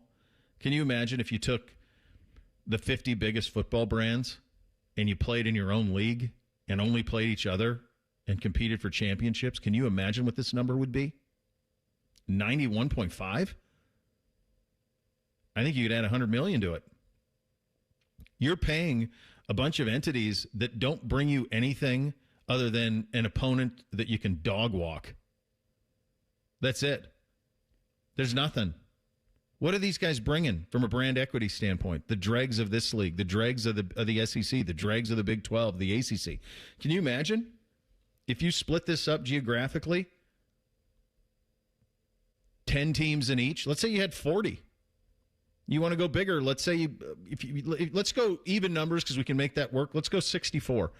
If you had 64 teams and you went to market together, unified, and said, this is what college football in the super conferences get you, what's this number then? But like everything in this sport, there is no central leadership because they're all fending for their own. And the Big Ten has fended best. And you're seeing the results on the field. But it's one of those things where, like, my God, guys, if we just all got on the same page on this thing and we went to market and said, what are television rights worth if it's just these 60 teams that are in it, and go to market for all together, what this number would look like? I don't know if we'll ever get there. I don't. I think, in a way, maybe the ship has sailed. Everybody keeps saying, the super conferences are coming. I mean, like I said, Gordon Gee said that almost 20 years ago. Will it eventually happen? I don't know. But financially, it would make a lot of sense if it did. And it would make this $91 million number that Ohio State got look like peanuts in comparison. Yeah, I think it'd be double. I wonder who's more to blame for it. Is it the old Pac-12 or the Texas Longhorns going out on their own? And then maybe ESPN's to blame for that one. That's interesting. Launching the Longhorn Network, because that I pinned for the dissolution of what was a very strong Big 12. Mm-hmm. And, it's interesting when I see like the 71 or the 73 to 76 million for the other 13 Big 10 teams. I'm like, UCLA shouldn't be getting any of that. USC. Oh, yeah. That's right. UCLA gets 76. But, like. That's right. What? Oh, God. You're telling Full me shares for UCLA. UCLA's getting more than Washington and Oregon? Yeah. I mean, in any conference, that's bananas. But the fact that those four schools are in a predominantly Midwest centralized conference. They got it because they are in the same city as USC. Yes. Because USC was like, well, we got to bring little brother along. We got to have some dance partner. So please bring UCLA with you. And that's why they got the 76. Meantime, UCLA made more than Bama. By the way, Texas and Oklahoma went to the SEC. Do you think there's some buyer's remorse? Yeah. We would have given them a full share, I promise you, both of them. Yeah, that to me is the biggest miss, is whoever answered that phone call from Texas and Oklahoma and said, no, we're good. Because isn't that the story where Texas and Oklahoma inquired about the Big Ten and the Big Ten said, no, we're fine. My understanding was that the original ask was made around the time that Texas was doing the Longhorn Network. That at that point, that's when that original ask was. And the original issue really the other problem was Texas and Oklahoma at that time, Reese, didn't go at it together. Texas was doing their own thing. They're launching Longhorn Network. Like, they were enriching themselves. That pissed off Oklahoma. Oklahoma started to reach out to other places. And then the pushback that you always got with Oklahoma was, well, they're not an AAU. They didn't have AAU certification. The academic component, that was not the absurd youth basketball stuff that you pay $60 at the gate to go. I'm talking about, like, there's an academic component that they didn't have, and that's what kept them out of the Big Ten. That would, if memory serves, it's been like 2012, 13, something like that, as they were launching Longhorn Network. But Sankey went in kind of under the cover of night and got Texas and Oklahoma. And as far as I know, there was no reach out to the Big Ten to say, hey, are you interested? That the Big Ten was left on the outside looking in at that point. And in that case, I think if you are a super booster in Austin or in Norman, you go to your athletic directors and you say, are we sure we did this right? Are we sure? Would this have been better for us? And then that what if sets off a chain of reaction that is all of a sudden, does the Pac-12 survive? Yeah. If the Big Ten just takes Texas and Oklahoma and doesn't, like, do you even need to go? Because USC was a reaction to Texas and Oklahoma to the SEC. That was a reaction to that. Reese, you also got to realize that Austin and Norman aren't nearly as big markets as New York. So you, of course, would want Rutgers over those two. We're kind of at, Bo, super conferences right now, even though we're still playing the disguise of, because there's 18 in the Big Ten, there's 16 in the SEC, and really they're the ones that are running the sport. You've got a few schools in the ACC, you've got a few schools in the Big 12, and then you've got Notre Dame somehow still hanging on to all of this, invited to the table to everything. All they need to do is just get organized and do it. And then I think you could, as you mentioned, you could separate, you could fix so many of your problems, and you could be like, listen, football's its own entity. They're printing money hand over fist. Then you could kind of go back to maybe possibly some of your old school academic not academic, but the eligibility rules and everything, your amateur status, all of that stuff you could still have for your other sports, possibly in some kind of form with NIL and whatnot. But just football's its own beast. It's got to be on its own. Yeah, that's probably, I don't know if it'll ever happen, because that would be incredibly difficult conversations you'd have to have with, partners that have been your partners for 100 years with these ridiculous conferences. But if you were, it's going to take true leadership to get to that point, and it's going to have to take all of these institutions, including this one, which is going to have the biggest seat at the table that they're going to be. No one's going to make more money than Ohio State. Nobody. So, if you're Ohio State, and Ohio State for the longest time in the Big Ten has been such an incredibly generous partner. For the longest time, has been so generous with everybody else. Yes, fine. We'll lift up Rutgers, and we'll play Maryland, and we'll lift those teams up, and we'll try to legitimize them. They've done all of that. They've made almost no demands at all from the conference, truly. And so when you think about, if you're Ohio State and programs similar, the other ones in this league, Penn State and Oregon and the others, do you want to share with teams in the SEC? Do you want to share with Texas and Oklahoma? Do you want to get organized and say football's different? Like Chip Kelly, he was dead on. Get me the 48 teams, and this is super conference football, and this is it. Whatever that number is. I'm just throwing numbers out because you have no idea how big or small you want it to go. Would that make the sport better? Yes. Would it certainly make, and the sport's incredible as it is, would it make the sport better? Probably. Could the sport be more organized? Yes. Would you not have different conferences trying to do what they want to stay alive and to thrive on their own selfishly? Yeah, all of those things would probably go away. But it would take a big thought partner, and it would take true leadership, and it would take some sacrifice. It would take a little bit of sacrifice to be able to get there in the scope that you want. Austin on this in 2 minutes. Bishop and Friends, right here on The Fan. Looking to sell your home? Don't pay 6% commission. Call my guys at Sell for 1% Realtors. They're full service, not a do-it-yourself kind of thing. On average, customers save over $10,000. Give them a call, 614-451-6616. That's 451-6616. Get in the zone, AutoZone. Welcome to Markdowns for Miles at AutoZone. Thanks. Is oil marked down? Save up to $15 when you buy 5 quarts and a filter. And fuel treatment? 2 for $9 on Lucas. Brake pads? Marked down to free. Free? Get free Duralast brake pads when you buy 2 Duralast rotors. That's several markdowns. For many more miles. Get in the zone, AutoZone. Restrictions apply. Indeed presents hires you can't afford to get wrong, like customer service associate at a dry cleaning shop. Yeah, hi. I'm here to pick up my suit. Ah, yes. Here you go. There must be a mistake. This is too small. It shrunk a whole lot. Look on the bright side. Now you have a suit you can give to a child. This is a job for sponsored jobs. This is what happens when you don't sponsor your job on Indeed. Next time, get matched with quality candidates with Indeed sponsored jobs.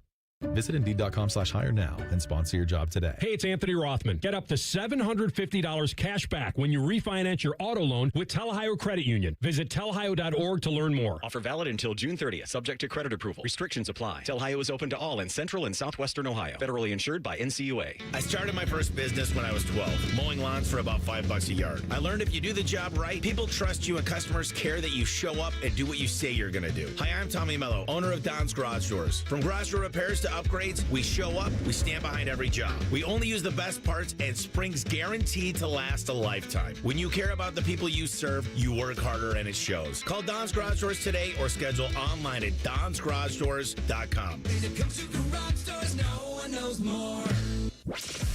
Bishop and Friends is sponsored by Diamond Cellar, your true jeweler for almost 80 years. The Fan, Ohio's sports destination.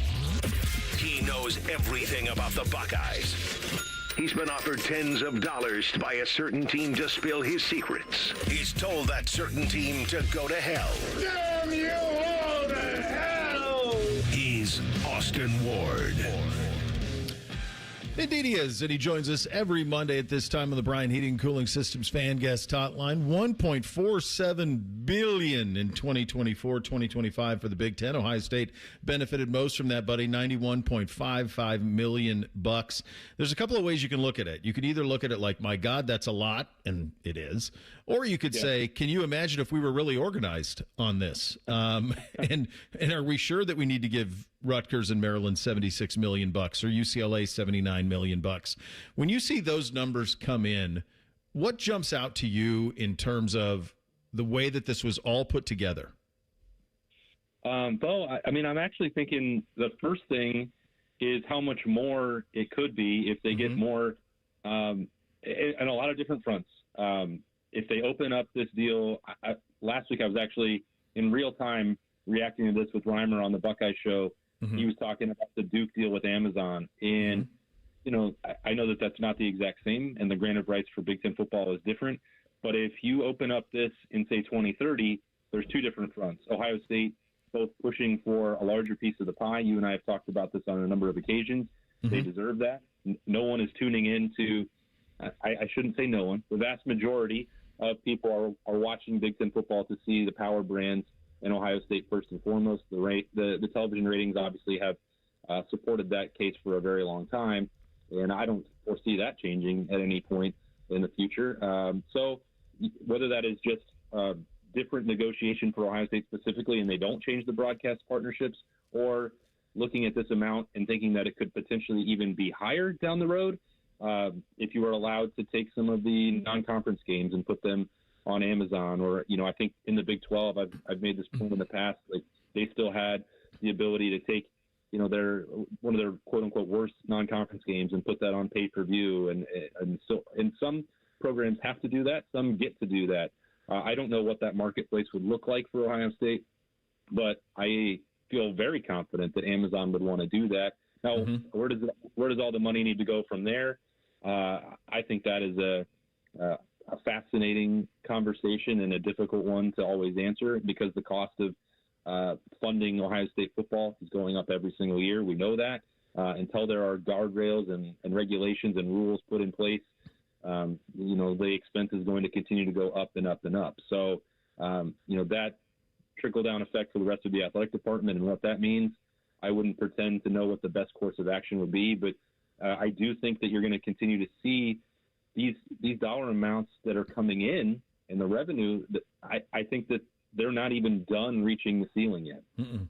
No, and you're right. It should be a lot more, because if you just think about it in the way that we consume our sports, and you just think about the buyout that professional sports teams get from their television partners, 91.5 is a drop in the bucket for what Ohio State football is from a ratings bonanza. It's a drop in the bucket. And it goes to exactly what you have espoused on this show for a number of years, Bo, when you're thinking about, because you brought up Rutgers, and you know, you can put Maryland and Purdue and, you know, all these programs in the same boat.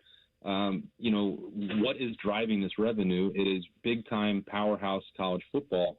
And like it or not, those programs are not going to move the needle and never have it the way that Ohio State does. So I know that your idea of a super conference is is not shared just by you, that there is increasing conversation about that across college athletics in general.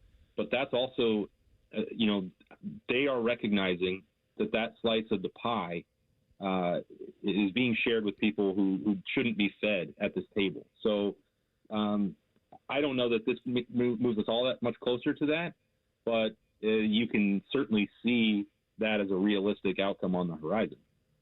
Just imagine, I mean, you covered Tennessee.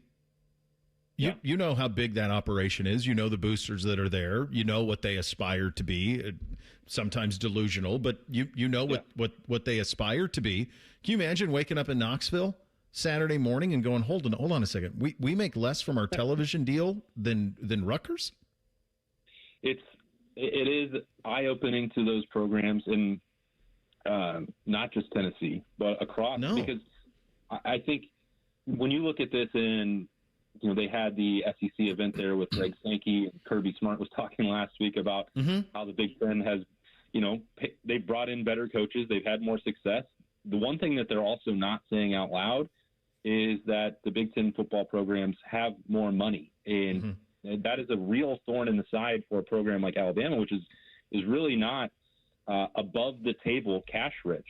When you look at the decline for some of those programs and the rise of the Big Ten, this is a big reason why that is happening, and why most of these programs are investing that money wisely in their both in their facilities, both in their coaching staffs, certainly with whatever they can to support players, whether that is through NIL or training table or support staff or whatever else. And they have more resources to do that. It is not a surprise. Anybody that gets this amount of money and then uses it wisely is going to succeed more. And now you've sort of flipped this, where the SEC has long pounded its chest that it just means more for them. Well, financially, it does not. And we're getting more proof that really has never been true in a world where all the money is in the daylight.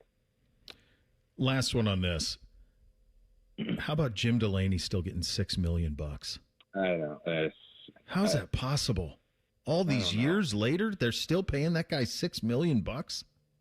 He talk about an all-time cushy gig. And, wow. And I'm be curious your take on this, Bo. We'd probably need another hour or more to talk about it. I always felt frustrated by the Jim Delaney era. I know that he did incrementally push progress forward, but I would say that Urban Meyer did more for that in the Big Ten than the commissioner did, in terms of opening people's eyes to the competitive landscape and being more aggressive and thinking about, the flipping recruits and the gentleman's agreement and ending all that stuff in 2012. So that is quite the grift, in my opinion. I don't understand it.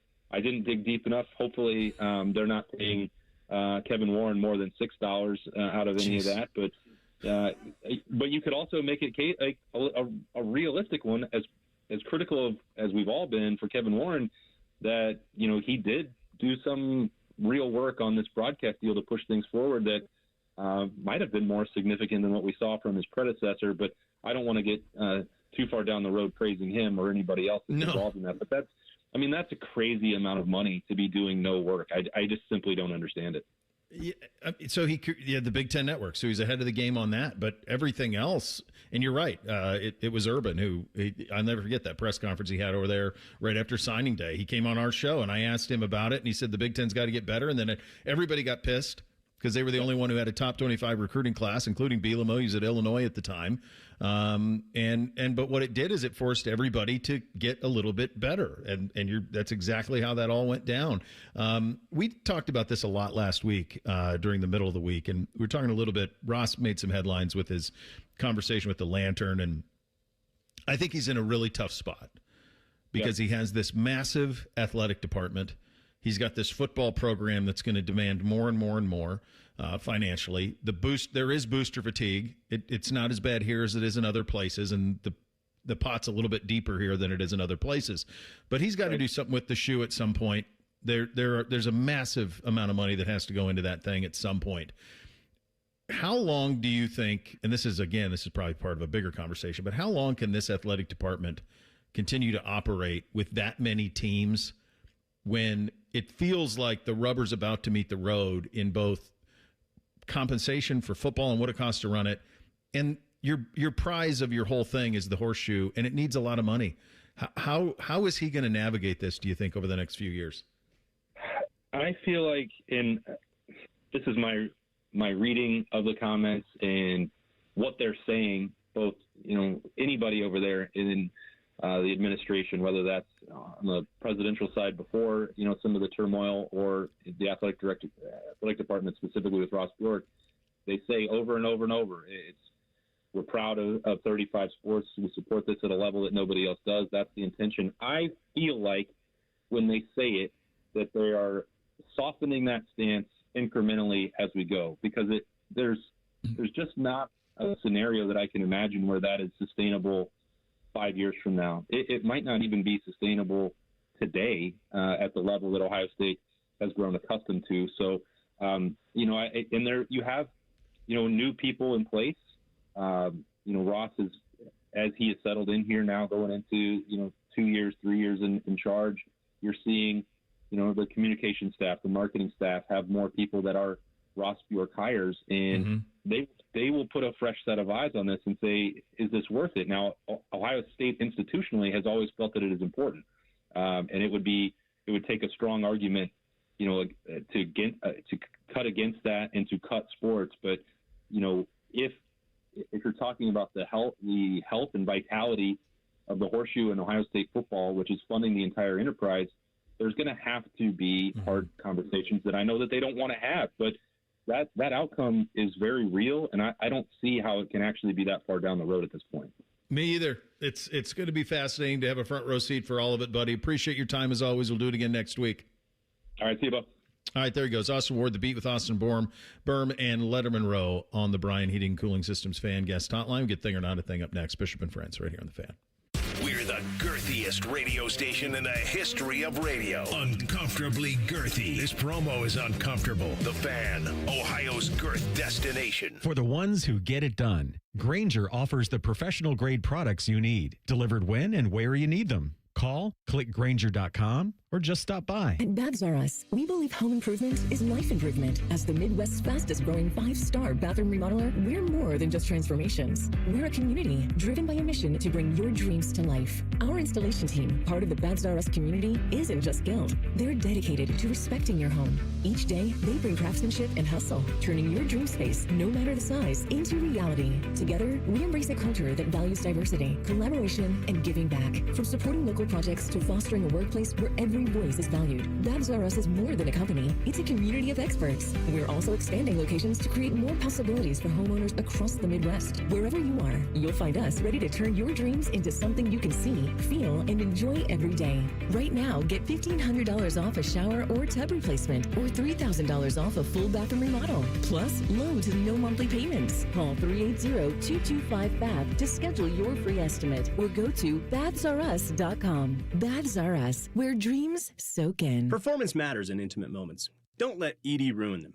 This is Jeff for Tri-State Men's Health, and I want to assure you that if you're like the vast majority of guys, you don't have to suffer with ED anymore. In fact, you might be pleasantly surprised at how the right treatments could positively impact your love life. At Tri-State Men's Health, our advanced medical therapies go far beyond pills. We have treatments that are effective in well over 90% of cases, and we offer specific and combinative treatments that can dramatically enhance both your performance and your stamina. You could even last up to an hour or more and bring a far greater level of intimacy to both you and the one you love, perhaps performing like you haven't in years. So call us today and find out why our advanced treatment strategies offer so much more. Your first visit is just $99 and gets you blood work, a medical consult, and if medically advised, a test dose. And if that test dose doesn't work in the office, your visit is free. Call 800-900-9654 or go to tristatemenshealth.com.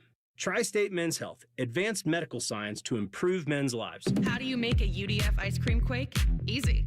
Pick any flavor of UDF ice cream, add your favorite mix-ins, and you've got a quake. Now, how do you pick your flavors and mix-ins? That's the hard part. Ice cream quakes, only at United Dairy Farmers.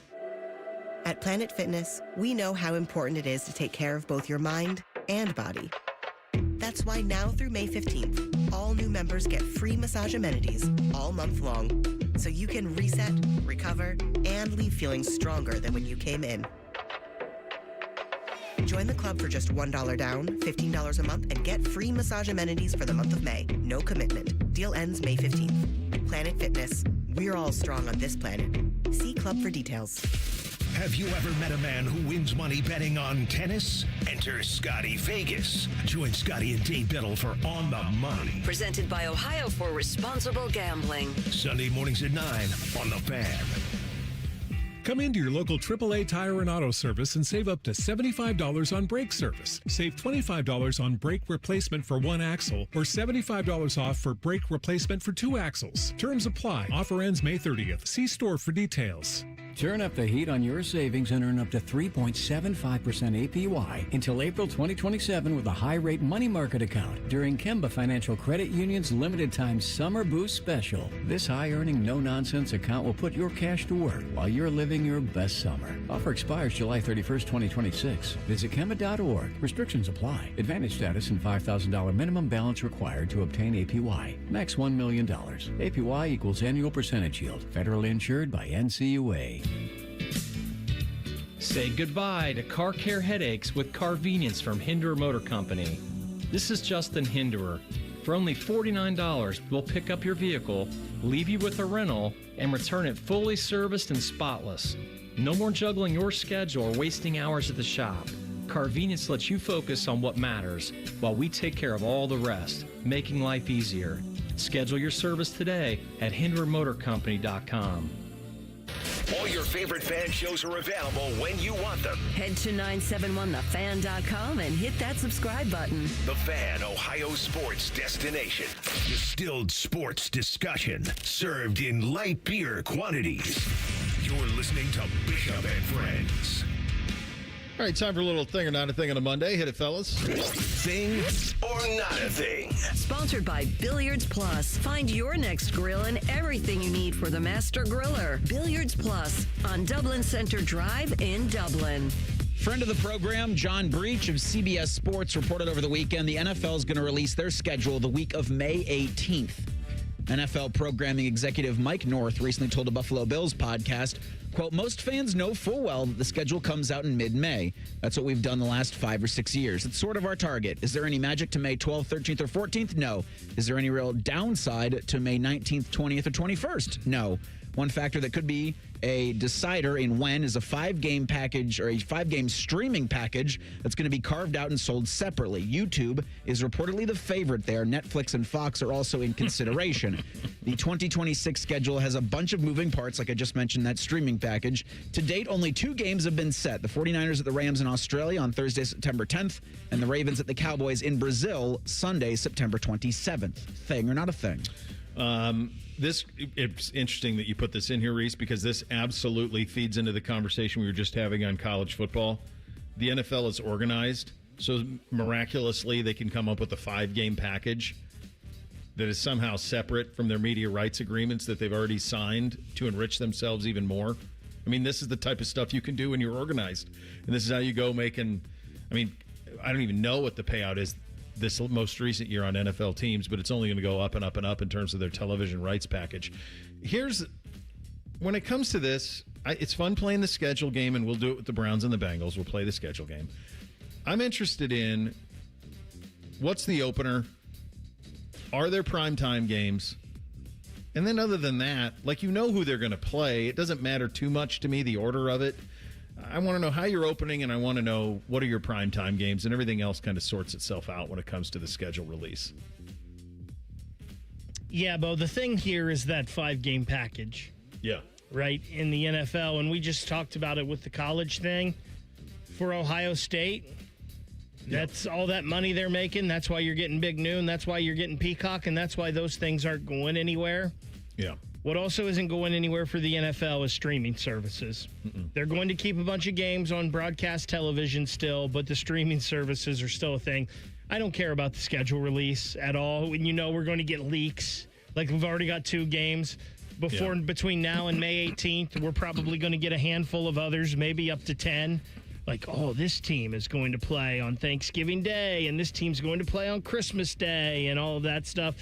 I'm with you. I don't care. Just give me, release the schedule whenever, and we'll go play the season. Mm-hmm. Ohio State defensive coordinator Matt Patricia was on a recent episode of Good Morning Football and talked about enjoying the NFL draft from a different perspective. That was the coolest part in the green room because everybody was right next to each other. So it was wild. We went, Carnell got drafted first, so everyone kind of went over to his area, and then he's on the phone doing his deal, and he goes up to the podium, and then you look over, and now Arvell's on the phone. So it was just watching everybody grab the phone, jump on, and man, what an unbelievable experience. I'll tell you this, from being on the other side of it for so long and making the phone calls, and you can hear the excitement on the other side of the phone, but for you being in the war room, you're just excited for your team. You tried to make the team better. You're really excited to get that guy in the building, but you're kind of on to the next pick. You're trying to figure out who just picked next, what was the next need, and you're working the board. To see the joy, the excitement of the families, the relief from the kids, man, I've never been around anything like that. That was so special for me. And it just brings back all the memories of how cool the draft is, how great it is for those guys, and how exciting. And, they start the next chapter. So cool. Thing or not a thing. It seems like he's having a ball here, doesn't it? It seems like his energy is so infectious. It is, yeah. And it's very different than what I think people perceived it to be when the hire was first made. But he seems like an awesome dude. And I just think it's going to be interesting. Like, what is his why? What does he want to do? How long does he want to do this? I know schools came after him hard this year. In college football, came after him hard, both as same job he's doing here, but also head jobs. I know that a lot of that happened. And then the question becomes, okay, but do you want to do that? Or do you want to get back to the NFL? Do you want to get back to the NFL as a head coach? Do you want to get back to the NFL as a D coordinator? What is his why is fascinating to me, because I think most people thought, all right, it's a 2-year thing. He's going to be here for 2 years and he's gone. But what does all of that look like? And what does he want to do? Because he has accomplished so much at such a young age to have Super Bowls and national championships. Like, how many coaches can claim that they've done those two things, Super Bowls and national championships, even as a coordinator? So I love that he's here. I hope he stays as long as he wants. I just wonder how long he's going to want to do it. Are we sure that's the same guy that was the head coach of the Detroit Lions? No, different humans. I think it just goes to show you, in life, we all have mentors and we all have people that shape us and we take things from. But you've got to be, when it comes down to brass tacks, yourself. Mm-hmm. You always have to be yourself, because if you're not yourself, people can pick up on that, and they know. And Patricia was not himself with the Detroit Lions. And I don't know what he was when he was behind closed doors with his team, but I know what he was like out in front of the media, and he was trying to be Bill Belichick. Mm-hmm. And you just can't do that. And speaking of Bill Belichick, I wonder if he could be like a Belichick, where it goes bad for you your first time around as a head coach in the league, but you come back. Because I think eventually Patricia is going to be a head coach in the NFL again. And I have a feeling he crushes it if he just continues to be himself like he is here and just enjoying life and enjoying his players. And I know, Bo, you talked about that. You had mentioned it on this show before. Like, the one thing you would tell Kevin Stefanski is be yourself, man, because that's that guy you see in the media isn't who he is. And just always be yourself. Yeah, it's best advice a journalism professor gave me when I was rounding out college was exactly that. Like, you're going into a business that is entirely you and your personality. Don't manufacture something. And I tell that to all my interns I had through the years too. Like, be you. The bet is on you, so be you. And yeah, I mean, you can't blame him though, right, guys? Like, he's watching this guy who won all these Super Bowls, and this is how he handles it. Would make sense to handle it the same way. I get it. I absolutely get it. You think he's here next year at this time? Yes. Do you? I think that's it. You got one more. Two more seasons, one more after this. If Ohio State has another top 5 defense after losing those dudes that went to the NFL, those guys that went in the top 10 or top 11 of the NFL draft, I can't believe an NFL team doesn't come calling. Yeah, as a coordinator, and then is that the road back? And it's tricky, right? It's that Matt Patricia can lead men. Oh, for sure. Like the one you just heard there, the one that we've seen in Columbus, that's a leader. Yeah, I would agree with it. All right, coming up next, final hour of the program. We'll kick it off by blitzing the weekend. Bishop and Friends, right here on The Fan. We've been your Jackets flagship station since day one. All the goals, all the action, all the memories. Your home for the Columbus Blue Jackets, The Fan, Ohio sports destination. Newman Roofing, as part of their 2026 Commitment to Community initiative, is proud to partner with 10 TV and The Fan to relaunch Raise the Roof, honoring local heroes going above and beyond. We are calling on you to help us recognize the volunteers, educators, first responders, and everyday difference makers who are making a meaningful impact in your community to be recognized on 10 TV and The Fan. Send in your nominations and stories to 10tv.com/raisetheroof. 10tv.com/raisetheroof. Nominate a local hero today and help us raise the roof for those who make a difference. Thinking about buying your first home? Now, with Third Federal, you can buy your first home and pay no PMI. Hi, I'm Mark Stefanski, Chairman and CEO of Third Federal. Private mortgage insurance, or PMI, can cost thousands of dollars over the life of your loan. And you may not realize PMI doesn't protect you. It only protects the lender in case of default. But at Third Federal, you can buy a home with just 5% down and no PMI. Plus, first-time home buyers get $750 off a closing cost. So if you're thinking about buying your first home, go for it and visit thirdfederal.com. Even before you find a home, lock in 5.99% APR, 6.02% on a 30-year fixed-rate purchase mortgage. Visit thirdfederal.com or call 1-800-3rd-FED today. APR reflects 15% down for $350,000 loan amount. Rate requires automatic payment program and is subject to change. Restrictions apply. See conditions for closing cost coupon at thirdfederal.com/FTHB. Equal housing lender. Enjoy more ways to save at Kroger, like low prices in every aisle. And you can clip and save more with digital coupons in the Kroger app. Plus, you can earn fuel points to save up to $1 per gallon at the pump. So it's always easy to save big. Kroger, fresh for everyone. Savings may vary by state. Fuel restrictions apply. See site for details. During our Latin Flavors event, mix and match select varieties of fresh Tyson chicken. They're buy one, get one free with your card.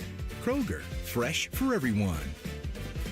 Hey everybody, it's Berm here, Jeremy Birmingham from the Austin and Berm Show on 97.1 The Fan. Last year I heard Austin's 40 by the 4th message just like everybody else, and I remember thinking to myself, yeah, that makes a lot of sense. And then I did what a lot of people do, nothing.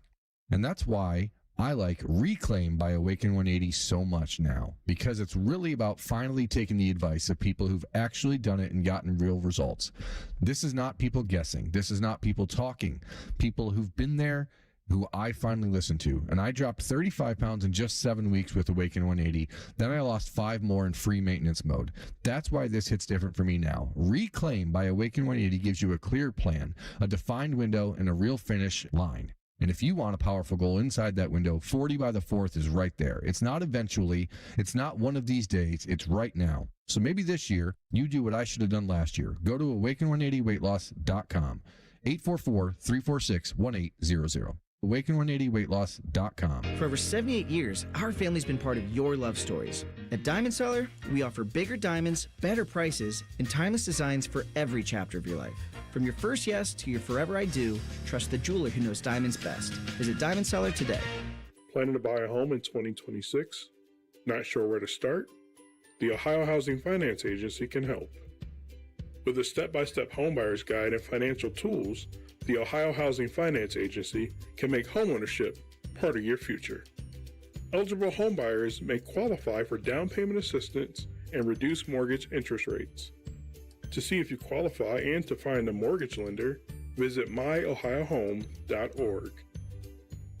Common Man here for Universal Windows Direct. There's a lot of window companies out there. If you need window replacement, I want you to go with my guys, the guys that I trust, Universal Windows Direct, because right now when you buy 2 windows, you get 2 free. And there's no limit. The more you upgrade, the more you save. Plus, 24 months with no payments and no interest and a $500 bonus off your home improvement project. Schedule your free in-home estimate today. Call 614-502-5220, universalwindowsdirect.com. Like me, you'll be saying, I love my windows. With Bet Bet365 early payout. You win even if they lose. Get paid out instantly when your team goes up big, even if they blow the lead later. Bet365. Winning is everything. Gambling problem? Call 1-800-MY-RESET. 21 plus only. Must be physically located in Ohio. Every year, tens of thousands in Central Ohio choose Columbus State Community College to start what's next.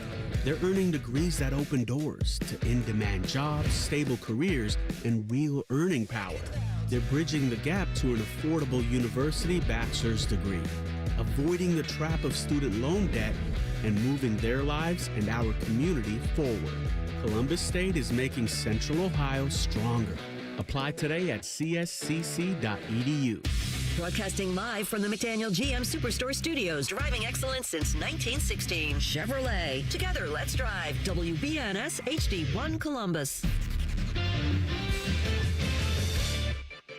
Good morning. I'm Eric Reeser. Thanks to a 22-point rebound performance from Jared Allen in Game 7, the Cavs are on to the Eastern Conference semis. Allen's double-double powered Cleveland to a 114-102 win over Toronto in the series-clinching game last night at Rocket Fieldhouse. Cavs are going to play Detroit in the next round. Pistons will host Games 1 and 2. That first game's tomorrow night at 7. Detroit advanced past Orlando in the first round after trailing 3-1.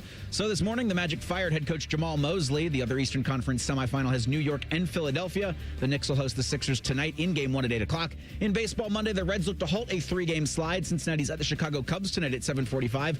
Cubbies have a 2-game lead on the Reds in the NL Central. In the AL Central, the Guardians and Tigers share that lead. Cleveland's at Kansas City tonight at 7:40. This update is sponsored by Ramos Roofing. Request your free roof or exterior assessment today at RamosRoofingOhio.com. Ramos Roofing, reliable, local, built right. Bo knows many people. He talks to the interesting ones on this show. This is Bishop and Friends. All right, final hour here on a Monday. Scoonie Penn, 1212, going to join us in about 29 minutes from now. Make sense of the NBA the rest of the way. Time now, though, to blitz the weekend. Hit it, fellas. Bishop and Friends present a weekend sports blitz. Sponsored by Metal Supermarkets. Visit metalsupermarkets.com/Columbus for all your metal needs. All right, Bake, we'll start with you. I believe I had that. What did you have? I believe I had, Bo, that it was going to be a rough weekend for the Reds. And that's because they were playing the Pittsburgh Pirates. And for whatever reason, the Cincinnati Reds make the Pittsburgh Pirates look like murderers row. I don't get it. The Pirates outscored the Reds 27-8 this weekend in their 3-game series. They make O'Neal Cruz look like Barry Bonds at the plate for some reason. Now, he's still a bumbling idiot in the outfield. I have no clue what that dude is doing in center field. Like, he can't track a ball to save his life, but he does good at the plate against the Reds, and I don't know why, but it looks like DiMaggio, Mantle, and Ruth when the Reds play the Pirates. I think this is something that I've had for years. Like, what are the Athletics doing?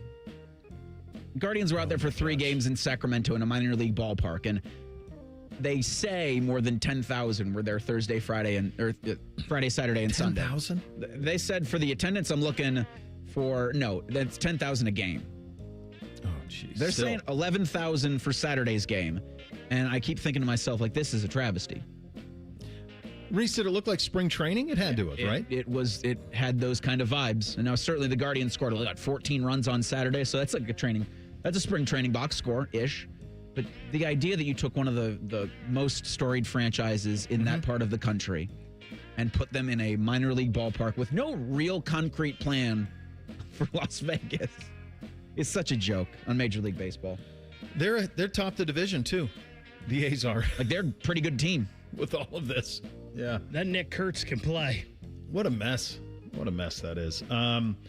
I believe I had the Kentucky Derby's a thing. I didn't know it was going to do $24 million, but it's something that it's one of those rare things from a bygone era that just keeps getting more and more popular. And it's not just the fact that a lot of people watched it. It was an unbelievable race, incredible race. Horse came from all the way back to win down the stretch. First female trainer to ever win the Derby. All of those things are very cool.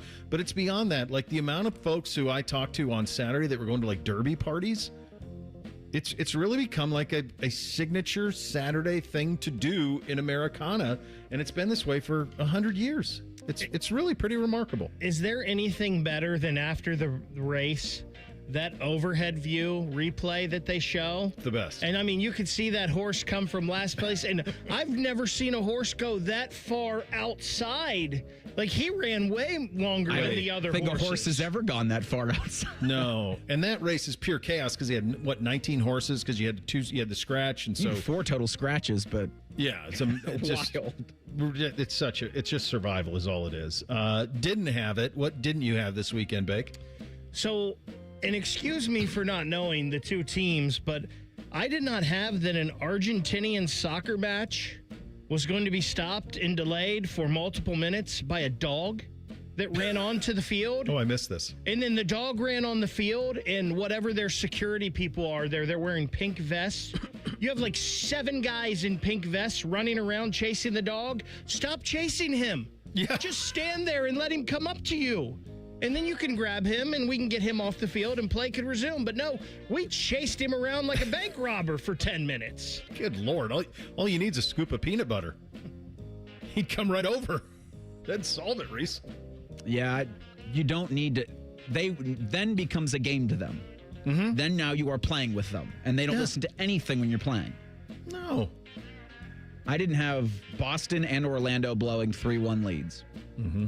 The Orlando Magic, fine. I mean, the Pistons had the best record in the East this past season, but the Celtics, the way that it just fell apart for them against the Sixers. And I know Tatum, they're trying to be precautionary just because they want to get him for a full season healthy. And this, you kind of got lucky, really lucky that he was able to play kind of the last part of the last month and then into the playoffs. And you thought, like, well, maybe because the East is so wide open, at least it's even more wide open now than it was last week. But yeah, just it's staggering what the Sixers were able to do, and I guess they did want Boston. Yeah, they got him. So we had Lax Fest up here this weekend, and Beamsy's game, his first game was at, I think it was 10:30 Saturday morning. Fellas, it was snowing. Snow. It was 38 degrees in May. What are we doing? What are we doing? After a full week of just rain and nonsense, it was 38 degrees, and there was legitimate snow coming. It didn't stick, obviously, but my God, I did not have that. Player who impressed, Bake? So I had not heard of this young lady before this weekend, but American swimmer Gretchen Walsh, she broke her own 100-meter butterfly world record with a time of 54.33 seconds at the Fort Lauderdale Open down in Florida this past weekend. Bo, this is the 4th time she's broken the world record in the women's 100-meter butterfly. Jeez. Player who impressed for me was Cavs guard Dennis Schroeder. In the second quarter of their Game 7 win, Donovan Mitchell kind of had a lazy advance up the court, a really lazy turnover, and then didn't get back on defense. And after Toronto had a really easy bucket because there was 3-on-2, you saw Dennis Schroeder screaming at Donovan Mitchell. And that's something that I think one of a couple of things that really jump-started what the Cavs were able to do in closing that game out in the second half. And that, along with the win itself and how Jared Allen played, gives me a lot of confidence they can make a run in the Eastern Conference Finals. Because you've got a guy like Dennis Schroeder that's played for everybody almost, calling out your absolute alpha like that. And then Donovan Mitchell after the game saying he really appreciates teammates keeping him honest like that. That was such a moment because Mitchell just kind of haphazardly it was tried so going lazy. between 3, and then he's like, Schroeder, and he does that during games too. I know. It's so frustrating. Schroeder ain't afraid to get in the face of the other team either, which you gotta love. No. This is a stat line. This is for the conference finals stat line: 23 points, 8 assists, 7 rebounds. That is the stat line of a 41-year-old LeBron James as the Lakers beat the Rockets 4-2. This is a 41-year-old man who put a team on his back. In the clincher, 28, 8, and 7, 3 turnovers in the clincher. It's a 41-year-old man. Same age as the two coaches in the next series. Right? Like, come on. Nuts. Player who disappointed. So I hate to do this, Bo, because we love him. But this weekend was the Classic for Columbus 3-on-3 hoops tournament down at the Ohio State RPAC. Mm-hmm. And the Fan had a team in this. The team was Isaiah, Cole, and Jacob Reimer. Okay. And they were coached by our very own friend, Tyvis Powell. Were they? They played. Fired? They Is he on the hot played. seat? They played their first game. They started their first game without their coach. He was not there in time for the first game, and he had all kinds of excuses like, "Well, they said it was starting at 12:15. I got there at 12:05," and all kinds of things from our buddy Tyvis. But Tyvis, sometimes you got to look in the mirror, bud. You were late. Yeah. You weren't there. You let your team down. Yeah, it's entitled. He's entitled. He thinks it starts when he shows up. He should know any sort of youth sports, any sort of, and this isn't youth sports, but any sort of sports like this, you got to be there at least 30 minutes before tip. Well, they should have gave me some parking. Nah. No. So Bad job. That's my disappointed player of the week as well, was head coach Tyvis Powell. And there have been instances over the last couple of years I've gotten to know him where the you're coming in hot, sometimes coming in late, and then blaming it on the parking. Sad. Blaming it on everybody else but yourself. Look in the mirror, bud. Yeah, this is sad portrayal. How'd they do despite the lackluster coaching?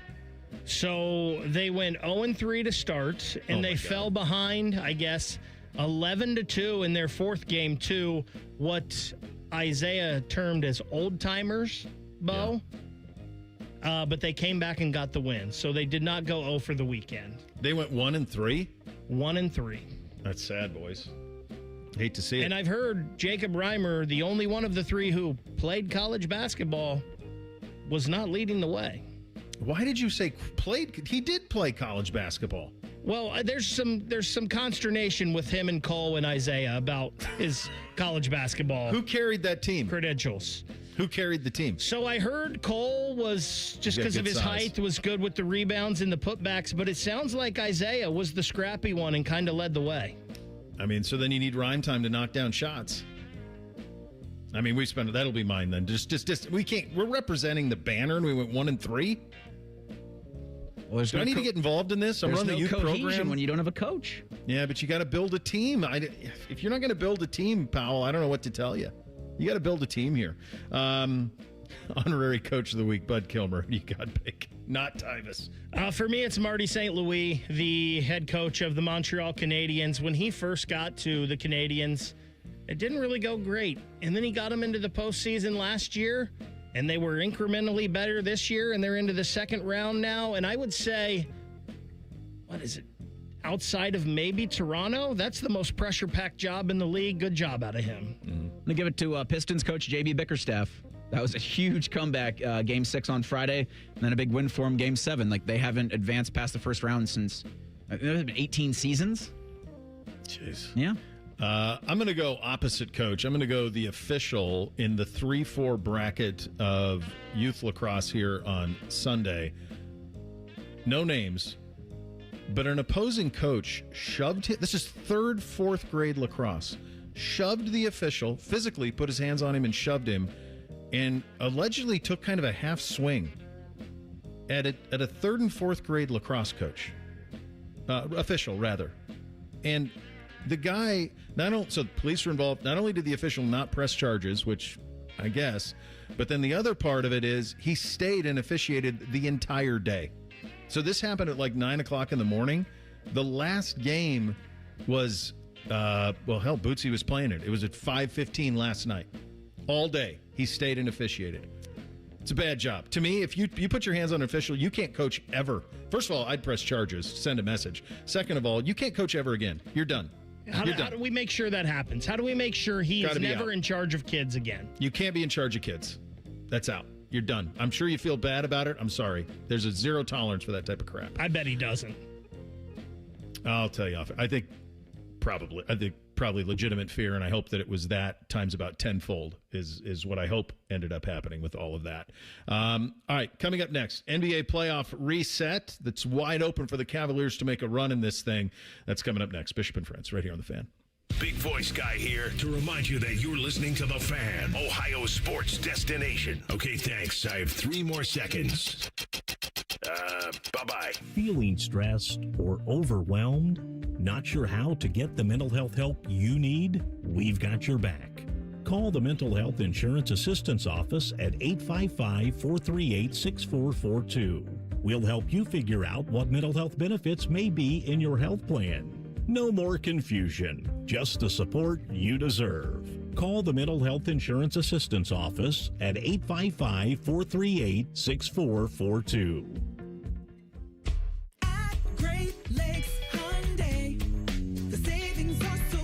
The savings are so good at Great Lakes. But have you seen our inventory? With over 1,000 new Hyundais to choose from, there's no need to settle at glakeshyundai.com. Find a new Palisade with the exact options you need, or a new Tucson in that color you have been seeing around town. Plus, every new Hyundai comes with Hyundai Assurance and America's best warranty. A 10-year, 100,000-mile coverage. At Great Lakes Hyundai, the savings and selection are so good. Spring is here, but if you're still feeling exhausted with no sex drive, it may be time to head to Low T Center. You can book a free testosterone test at Low T Center and see if you qualify for TRT customized to you. Head to lowtcenter.com and book your TRT appointment today. Looking to sell your home? Don't pay 6% commission. Call my guys at Sell for 1% Realtors. They're full service, not a do-it-yourself kind of thing. On average, customers save over $10,000. Give them a call, 614-451-6616. That's 451-6616. We're hiring at Don's Garage Doors. No experience? No problem.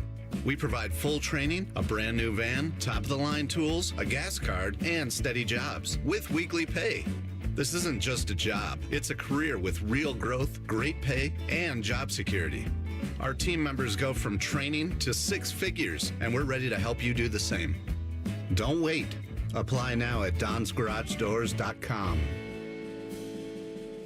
Call the folks at Buckeye, night or day. My AC stopped working. Your competition says it's fried. When I saw their cost to replace it, I could have just died. We can give a second opinion, give you options and advice. We'll strive to earn your trust and make you a client for life. Get a free second opinion. Replace or repair. Call 614-683-9911. Call the folks at Buckeye, night or day. I love Right Pack Credit Union because they're solution driven. I feel valued as a member. They're focused on the latest technology and the personal connections. Experience benefits that go beyond banking with Right Pack Credit Union. Just ask our actual members.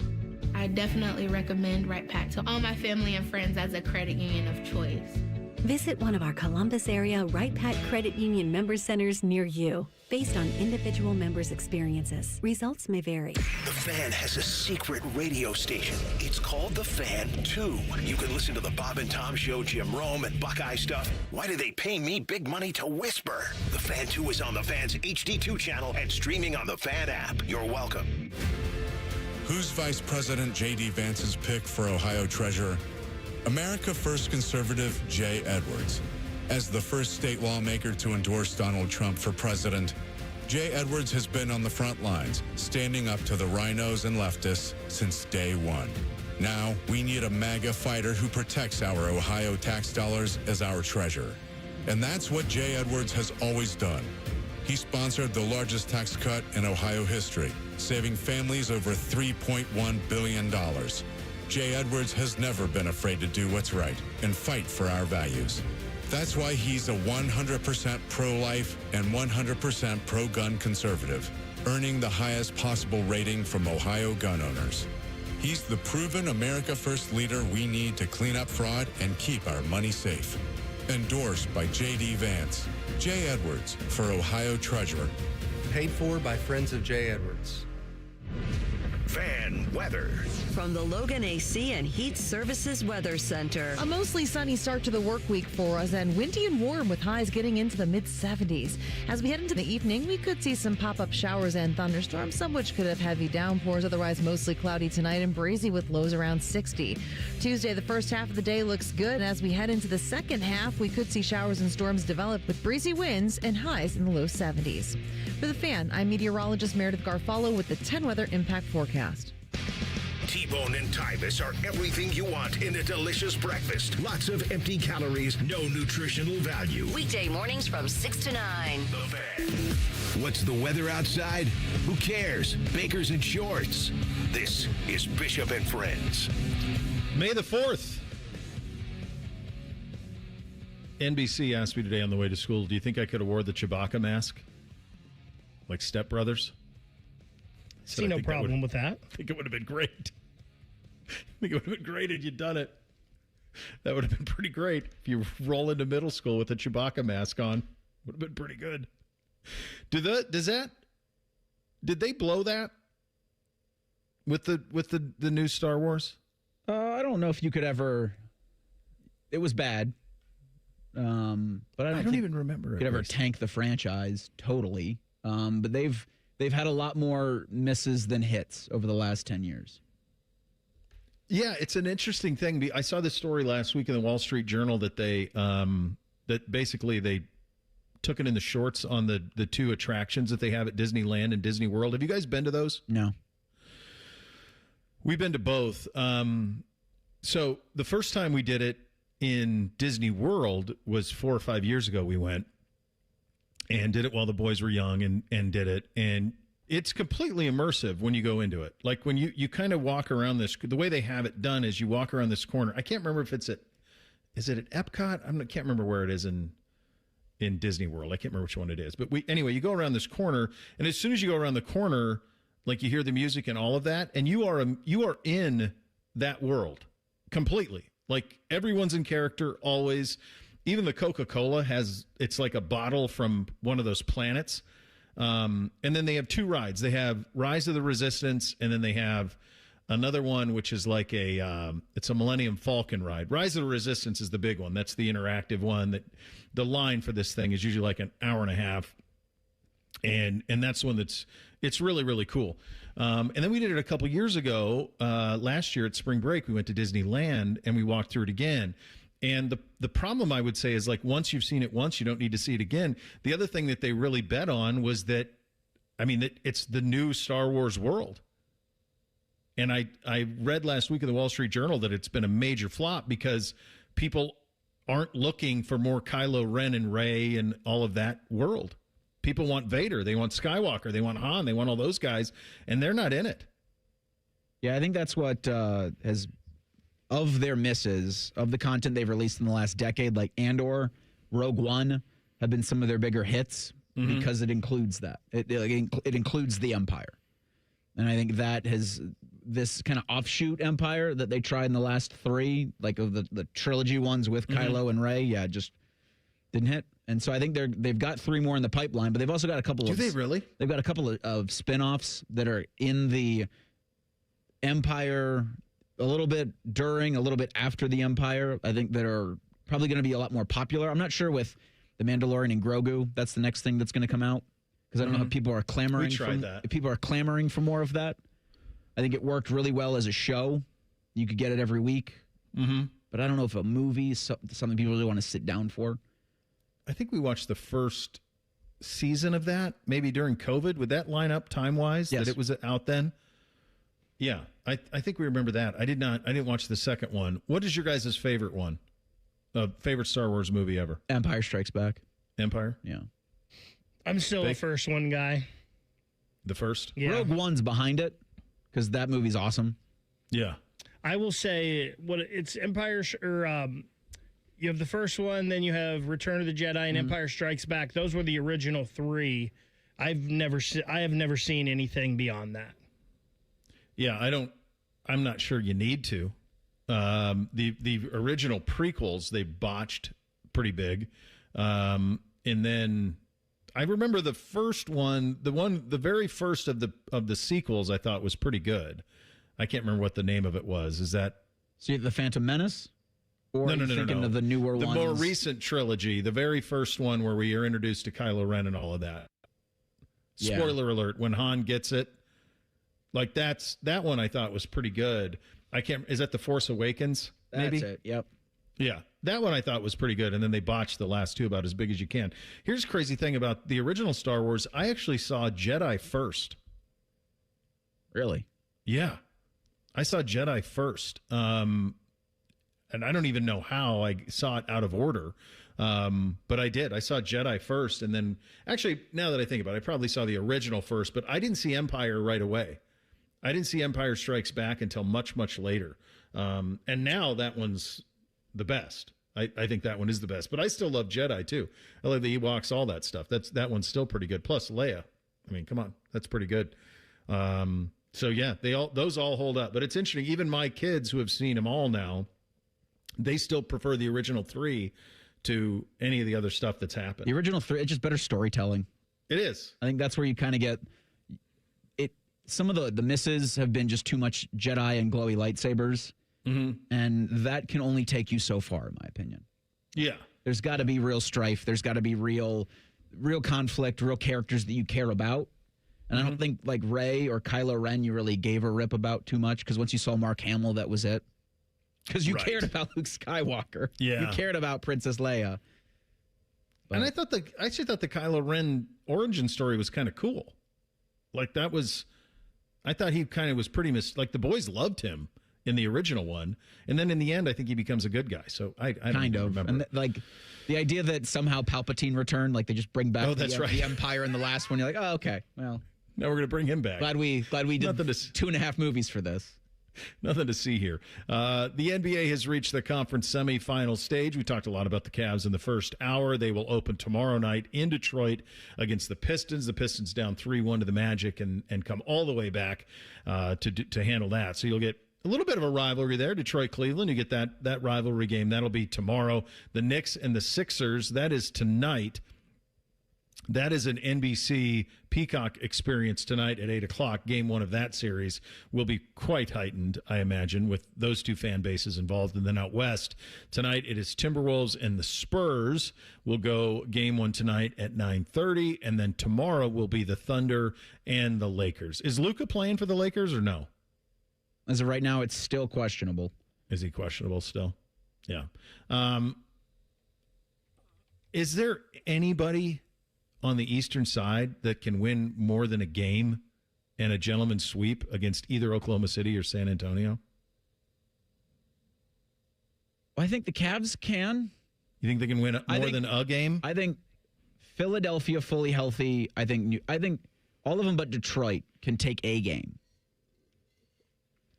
Philadelphia is interesting right now because if he's healthy and motivated, Embiid is a different kind of bird in the NBA. And Tyrese Maxey has become a true all-star, top-of-the-league player. And Paul George is playing defense right now. Yeah. He's kind of changed and just fit in with this team. So Philly can be a little dangerous, I think, just because Embiid is such a freak. Well, and here's the other. Yeah, I mean, he's a former MVP of the league. Here's the thing that I was talking to somebody about. If you think for a second that load management is going anywhere, just look at Philly. Embiid played 38 games this year. Paul George played 37. They both look like gangbusters for Philly. So now all of a sudden, Philly's got Edgecombe, George, Embiid, Maxey, all healthy. Look pretty rested, too. Yeah, they say, you want to, whatever you can try to do, and then something like this happens, or LeBron. As long as LeBron's allowed to do it and still maintain the performances he is later in seasons, there's the incentive to do it. Yeah. And, I think a healthy Philadelphia feels very scary. Yeah, you just look at for those jumping on bandwagons or wanting to pay attention, Embiid only played 4 games in the series, but it's 28, 9, and 7 assists. It's not going anywhere because the returns, what if we rest these guys and what if we have them fully healthy for these series? That's too big for some of these franchises. Like Philadelphia's got to win something in this window with Embiid, and the pressure's too much to really care about the regular season. Yeah. We'll get Scoonie Penn's take on this in 2 minutes. Bishop and Friends right here on The Fan. Get in the zone, AutoZone. Welcome to Markdowns for Miles at AutoZone. Thanks. Is oil marked down? Save up to $15 when you buy 5 quarts and a filter. And fuel treatment? 2 for $9 on Lucas. Brake pads? Marked down to free. Free? Get free Duralast brake pads when you buy 2 Duralast rotors. That's several markdowns. For many more miles.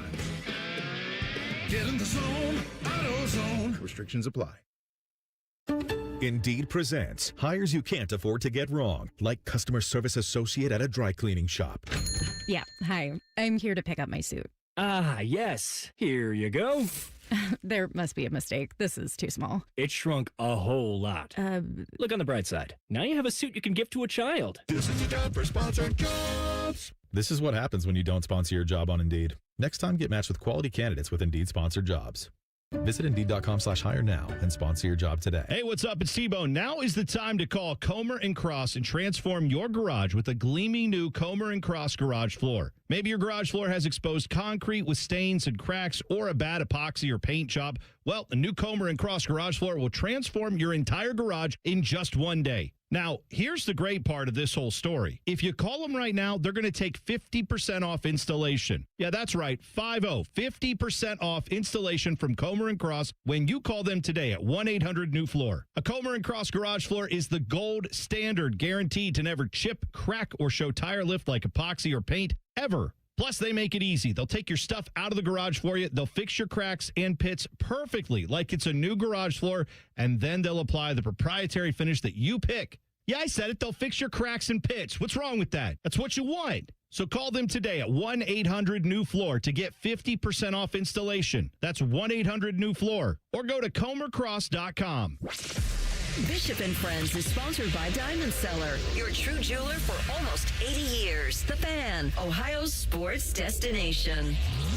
Pull up a stool and ask the bartender for something neat, because Uncle Bo is on the radio. This is Bishop and Friends. All right, let's get some perspective on the hardwood, joined by our good buddy Scoonie Penn, 1-2-1-2, two-time first-team All-Big Ten, and, of course, a Hall of Famer at Ohio State. He joins on the Bryant Heating and Cooling Systems fan guest hotline. Well, you know I got to start with your C's, buddy. I already know. You know what? But this one doesn't hurt that bad. With the whole Tatum situation, but more than anything, I got to give Philly credit. Those guys played awesome, and Embiid came back being the monster that he is. So, this one doesn't really hurt too bad, like they normally do. Scoonie, I look at this Philly team. I was just talking about this. I mean, Embiid played 38 games this year. Paul George played 37. Embiid only played 4 games in this series, but he looked great. 28, 9, and 7, like just dominated. And then you think about the growth that Maxey and Edgecombe have made. Are they the favorite in the East? I would say so. If they're healthy, but think about it. If these guys were healthy all season and were able to play together, they would not be a 7 seed. They're easily a top 2-3 seed in the East, without a doubt, if not the number 1 seed overall. So they're definitely a team that if they're healthy, you have to watch out for, because in my mind, right now, I would put them as the favorites in the East when all 3 of these guys are healthy and playing together. Well, let's just stay with their upcoming series. They open tonight against the Knicks. If you could go to any game of all of these conference semifinals, it's going to be any of the games at Madison Square Garden. Like, these two fan bases hate each other. That thing is going to be electric tonight. The emotion will be there from the Knicks' perspective. What is kind of your breakdown of how you see that series going? I think this series comes down to 2 people, Joel Embiid and Karl-Anthony Towns. Embiid dominates him, but Towns can play on the perimeter as well. So it's going to be a matchup thing. Does Towns guard him early on? Maybe, maybe not, because they'll get in foul trouble. But on the flip side, who does Joel Embiid guard? Because Towns wanders around the perimeter, and what New York did the last 3 games, they used him as a point forward. And Joel Embiid cannot cover out there. So it's going to be a game of schemes. Which coach is going to come up with a better scheme? Who's going to neutralize the other guy? Because Embiid has dominated Towns, but he's such a threat on the perimeter. And then ultimately, does Embiid stay healthy throughout the series? Yeah, absolutely going to be critical to all of it. Obviously, the team will be paying most attention to around here is the Cavaliers. You and I have not talked since they make the big swing for I've not talked about them. We've talked, but have not talked about them since they made the big swing for James Harden at the deadline. At the time that deal was consummated, did it make sense to you? Did you understand what Cleveland was trying to do? I understood what they were trying to do. I still understand. Do I think it's the best move? Do I agree with it wholeheartedly? I don't. Just because James Harden's a track record when it comes to the playoffs. But it does give a guy, it does give some relief to Donovan Mitchell having a James Harden there. But when it first happened, I didn't see it, and I understand what they're doing, but I don't know if it works. I don't know if it's enough to beat whether it's New York or Philly now, or if it was going to be Boston. But to go back to what you said from the beginning with these fan bases, I always say the three most, wildest, craziest fan bases in NBA basketball is New York, Boston, and Philly. Mm-hmm. And you got two of the three playing against each other. So it's going to be electric from game one. Madison Square Garden is going to go crazy. And I'm just excited. I can't wait to watch it tonight. Yeah, it's going to be. That's an awesome one. And so then from the Cavaliers, if you're from their perspective, you make that deal and you acquire Harden. When I see that, I go, well, in order to justify it, that's got to be an Eastern Conference Finals team minimum. You got to get there. This Detroit team kind of came out of nowhere for a lot of people this year, Bud. They did. They were down big in their series. They fought all the way back. When you look at those matchups, this Cavaliers team versus Detroit, which will start tomorrow up in Detroit, what is kind of your gut feeling on this one? My gut feeling is that I think Cleveland can get past the Pistons. This series is going to come down to physicality. Orlando was able to match that and play physical and gave these guys a challenge. I don't know if Cleveland's as physical as Orlando was. They're not as physical as Detroit. Cleveland's going to have to, buckle down and play a physical game because Detroit's going to turn into a dogfight. They're going to grab, they're going to hold, they're going to push, they're going to be extremely aggressive 1 through 5 on that court. So I think it's going to come down to that. But I do think that Cleveland is good enough to prevail and get to the Eastern Conference Finals. Because of the experience. I think because of their experience of Harden, I think it needs to take over now. What do you make of Donovan Mitchell in that first series? Clearly, he didn't seem all the way there health-wise. But even in the game, the one game that they won, I think it was Game 5, they tried to put him back in. He's like, no, these guys are playing good. Like, he's a super-duper star type guy, and he was fine in the first round, but not what you pay him for. 23 a game, 5 boards, 3 assists. Like, that's not really what, to me, like what you expect out of him. What have you made of his? What did you make of his first round against Toronto? Yeah, very, very mediocre. I didn't think he played well. I thought he had that third quarter kind of changed everything in Game 7, but he has not played to the standard that we expect Donovan Mitchell to play at. And I don't know, is it because James Harden is there, you're looking to take a back seat, or you feel you have a guy to alleviate some pressure? But in order for the Cleveland Cavaliers to advance, he's going to have to average like 25, 27 points a game. We're going to need the Donovan Mitchell, the all-NBA Donovan Mitchell, to move on in this series. But I agree with you. I don't think that he played to the level that he can play. And he's going to have to just put all the other stuff to the side and understand that, listen, when it comes down to it, I'm the man. Not James Harden, not Mobley, although Mobley played exceptional basketball in the big guy, I'm going blank right now. Jared Allen, yeah. Jared Allen, I think he was the MVP of the game, for these guys to move on. But it's going to come down to Donovan Mitchell. He's going to have to say, hey, put on his backpack and throw those guys in there and carry them to the Eastern Conference Finals. Scoonie, this is a stat line for you. 28, 8, and 7 in a clinching Game 6 for a 41-year-old man. Unreal. What are we doing here? Like, I don't know. There's no more words need to be used to describe LeBron James. Like, he's just – there's enough to be said about the man. When you think he's down and out, he comes out and he does something spectacular once again. And it continues. So if people are looking at this next series and they're counting LeBron out already, they're playing against a tough opponent. It's going to be really tough for those guys to move on. But LeBron himself, I think he has some more left in the tank, and he's going to do something spectacular that we'll be talking about once again. Buddy, you're a man. You're in your 40s. I'm a man. I'm in my he's at 41? To like, no Luka. Reeves is back, but he's not all the way, and he was only back for the last 2 games. I mean, he went and won a series against a bunch of young kids from Houston. Like, you're not supposed to do that at 41. Hey, we'll be talking about LeBron throughout history. Jeez. They're going to take his body and they better study it because I don't think we've ever seen an athlete to this level before. No, and we won't. You're not going to see this. Speaking of something, my hunch is that even if Luka does come back, he's not going to be what he was. No. If Luka were 100%, would you have even given the Lakers a puncher's chance against this Oklahoma City team? No, not even if Luka is 100%. OKC is just that good. They play defense that well, and they just have the mentality of they will look to destroy everybody, and they don't take nights off. No, they don't. Nope. If anyone's going to beat them, it's probably going to be San Antonio.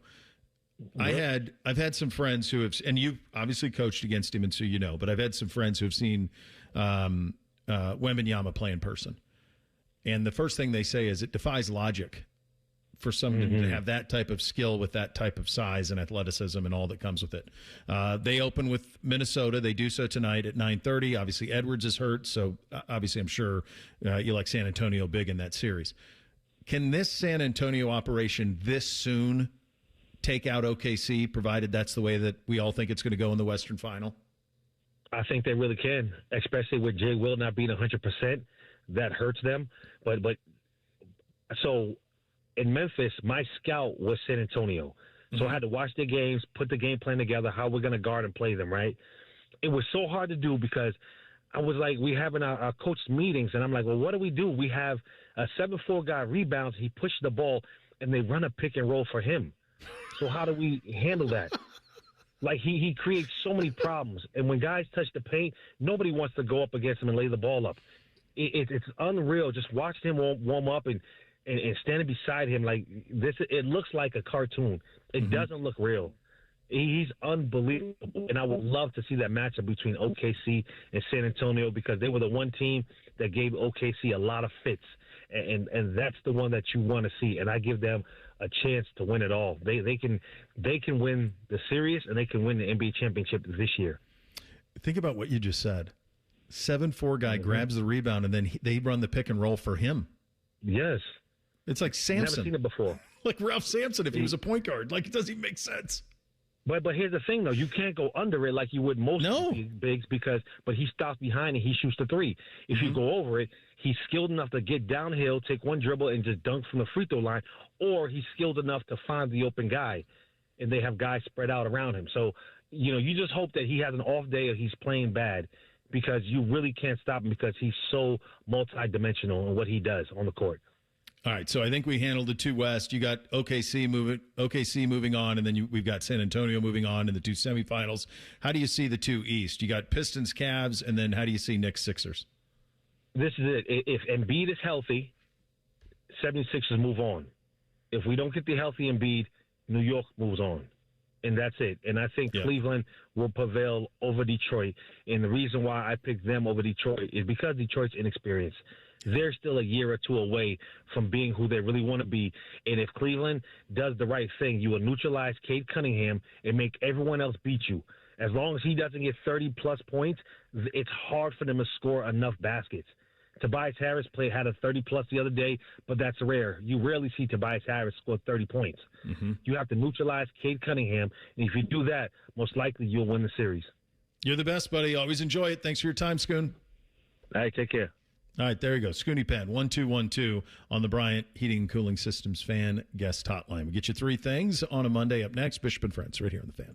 Wake up with the Fan. Eat lunch with the Fan. Go to bed with the Fan. Dream about the Fan. Then change your sheets. Gross. Ew, you guys are gross, but stick around in case I don't find anyone else. The Fan. There's a new kind of energy at Starbucks. Try the all-new energy refreshers. Strawberry acai, mango dragon fruit, or the all-new mango strawberry. New energy refreshers only at Starbucks. Hey, what's up? It's T-Bone. Tired of snoring? Sleep Better Columbus can help with a custom mouthpiece that opens your airway and stops the snoring. No mask, no noise. Call 1-800-MORE-SLEEP or visit sleepbettercolumbus.com today. Stop snoring, sleep better, live better.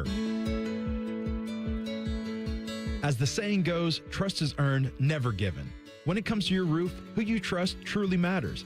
At Newman Roofing, we're more than just a business. We're a local, family-owned company built on honesty, integrity, and hard work. From the very beginning, these core values have shaped the way we do business, ensuring a customer experience that's second to none. Our dedication to quality has earned us the trust of thousands of homeowners across Central Ohio. At Newman Roofing, excellence isn't just a word, it's our promise to you. From the moment we step foot on your doorstep to the final handshake, we strive to deliver an experience that keeps you calling back for more. Whether you need a roof repair or a full replacement, our team at Newman Roofing is here to protect what matters most. After all, when your name is on it, it just means more. So give us a call today at 614-NEW-ROOF or visit us online at newmanroofing.com. Don't just get a new roof, get a Newman roof. When you saw your heating bills this winter, did you think this is out of control? The problem is your house is leaking money, and the only thing higher than your heating bills are your cooling bills. Steve here from USA Insulation. Let us fix your energy bill problem for good. If you aren't foam insulated, you really aren't insulated. For $99 a month, interest-free, we'll foam your home and help cut those energy bills. 529-2440 or usainsulation.net. USA Insulation. Spring is here. Now's the time to get your air conditioner ready with a $49 AC tune-up from Columbus Worthington Air. An AC tune-up can help save money on your energy bill and prevent expensive breakdowns. As your local home service experts, everything we do is backed by our exceptional service guarantee. Proudly serving Columbus homeowners for 90 years and counting. Columbus Worthington Air and Bryant Heating and Cooling. Whatever it takes. Visit cwaohio.com/radio for details, terms, and conditions. License number 47543. Our yoga instructor challenged us to find inner peace. I found it faster than anyone. After 4 seconds, I stood up and screamed, "I found Nirvana! I win!" They asked me to leave. I guess they don't respect winning. Bet365 does, though. New customers get $200 in bonus bets just for betting $10. Namaste, losers. Bet365. Winning is everything. Gambling problem? Call 1-800-MY-RESET. 21 plus only. Must be physically located in Ohio. T&Cs apply. In-app only. Rothman and Ice. We're hoping to add Zach here at 2:30, hoping. So what's the deal? So I'm just calling him and we'll see if he picks up? Yeah. I think that's how we're going to play it. Rothman and Ice. Weekdays at noon. Sponsored by Pella Columbus. The Fan. Hey, it's T-Bone again. Sleep apnea doesn't have to rule your nights. Sleep Better Columbus has been treating snoring and sleep apnea for over 15 years with proven results and now has an office open in Marysville. Call 1-800-MORE-SLEEP or go to sleepbettercolumbus.com. Stop snoring, sleep better, live better. Hey, it's Anthony Rothman. Get up to $750 cash back when you refinance your auto loan with Tel-Ohio Credit Union. Visit telhio.org to learn more. Offer valid until June 30th, subject to credit approval. Restrictions apply. Tel-Ohio is open to all in central and southwestern Ohio. Federally insured by NCUA. No one plans to get into an accident, but when it happens, we strive in making life easier for you. This is Justin Hinderer. The Hinderer Motor Company Collision Center is ICAR certified and certified by many manufacturers to provide the best quality repair available. All of our repairs come with a lifetime warranty. We have our own 24/7 towing service so you never have to wait.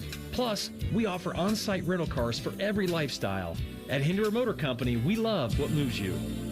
Hey, it's Bobby Carpenter. Bring your landscape back to life with an unbeatable deal from Ohio Mulch. 5 bags of premium mulch for just $10. You choose from absolute black, brown, or red to make your flowers pop and your curb appeal shine. Visit ohiomulch.com to find a location near you.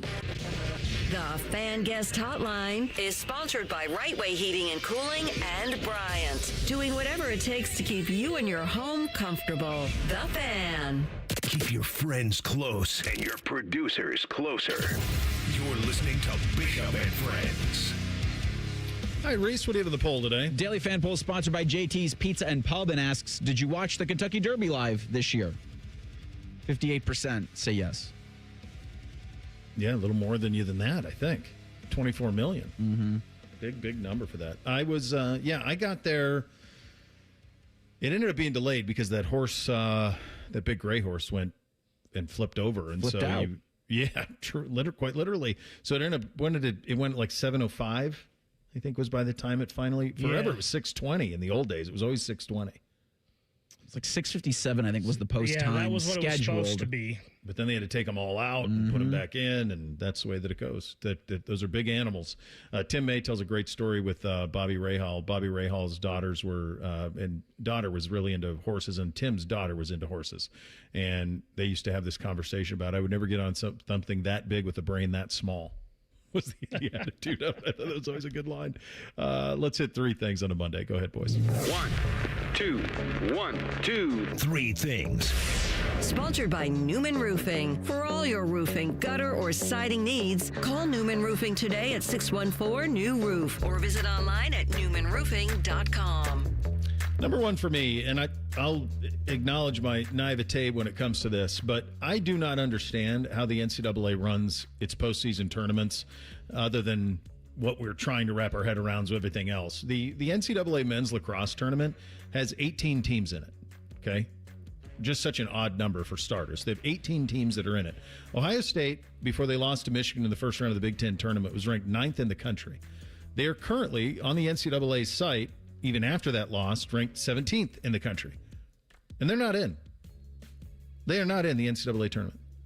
Why do you have 18? Why don't you have 32 and get more teams in? And there are a ton of teams that are ranked, by the way, between 10 and 20 who are not in. If you're trying to determine a national champion, maybe you ought to change your criteria a little bit. Sure, Ohio State probably shouldn't have lost to Michigan in the first round of the Big Ten tournament, but you're 9th in the country and you're out with one loss? Pretty wild stuff. And I don't understand why it hasn't gotten bigger through the years as some of these sports have evolved and gotten more popular. First thing for me, so we're about a month out from the Memorial Tournament. One of the more popular things there at Jack's Place outside of the milkshake is the transfusion. Mm-hmm. And over the last couple of days, I'm seeing that High Noon, who does vodka seltzers, is releasing for a limited time only their take on the transfusion. Okay. So I'm reaching out to anybody in the sound of my voice to see where I might be able to pick up a 6-pack of that. Because I'd try everything once. It's grape juice, lime, and vodka, right? Yeah. Isn't that the transfusion? It's a pretty simple drink in theory. Yeah. It's like vodka and ginger ale and a splash of grape juice. Grape juice, and then there's, I think, lime in it too, Bake. You can garnish it with a lime or whatever. Yeah. The key to it is you got to get the ice right. If you can do the Sonic Chewy ice, now you're really onto something. Who is it that already makes one? That's some of the golf quiz. Cutwater makes one, or somebody makes one that you can buy. A lot of golf courses will have them. First thing for me, speaking of golf, as I kind of suspected, Bo, it was not great yesterday for the first time out on the course. We did par the very first hole of the day, though. Oh, there you go. And then we didn't get another one until the very last hole of the day. And the biggest issue was maybe not the striking of the golf ball. The greens were so slow, and I could not adjust to them. I could not hit my putts hard enough all day long. But I was never really angry at myself, never felt like it was time to walk off the course. The only time that happened was because somebody messed with the golf carts. They flipped a setting on the GPS, and they flipped it to cart path only. So anytime you moved off the cart path, it kept locking your cart, and that was infuriating. But other than that, even though the golf wasn't great, it was not too nerving of a day. I cannot stand the cart path only restriction when they do that. I cannot stand that. Absolutely brutal. Number 2 for me, big props to the blonde. She was on the committee. We host Lax Fest up here every first weekend in May. It rained all week long. There were fields underwater. They had to adjust on the fly.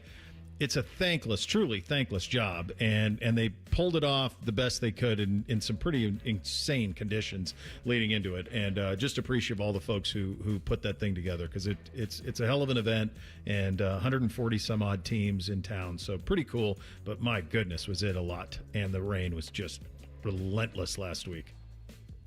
I saw this from Barrett Media first. I'm not sure if they're the first ones who reported it, but I haven't seen it on any of ESPN's channels just yet. But Skip Bayless is reportedly returning to First Take Friday at 10 a.m. And I just have to ask why. Because Stephen A. wants it. I think those two have done the worst job. They have done the most in terms of degrading how we have a sports conversation. I agree. And I know they've made a ton of money off of it and been wildly successful. Yeah. But the way we talk and disseminate sports has gotten worse as a society because largely of those two. I think Stephen A.'s doing Skip a favor. Not that a guy who made all the money he made needs favors, but that's what I think he's doing. Yeah. We don't need. I guess I wake up on Monday and go, we don't need more Skip Bayless. I agree. I kind of feel like, and I get what you're saying, Reese, I kind of feel like they were just first one to kind of jump on what the way society is and the way society talks to each other. I saw this. This is the kind of hard-hitting journalism that you can get from one Adam King. He said this will be the tweet that he put out there. This will be the second time that the Cleveland Cavaliers and the Detroit Pistons have met up in an Eastern Conference semifinals matchup in the playoffs. Mm-hmm. And both times, a Devil Wears Prada movie was in theaters. How about that? Number 3 for me, I think it debuts tonight, but whenever it debuts, you're going to want to find it. The ESPN series The Pick Is In, that shows kind of day one of the draft. They were embedded in Cleveland, so if you're a Browns fan, you're really going to enjoy it. They're embedded in Dallas, so they have kind of the story on Philly coming up and getting that pick, all from behind the scenes. NFL Films did it, so you know it's going to be elite. Keep your eye open for that. Cavs in 5. Final thing from me.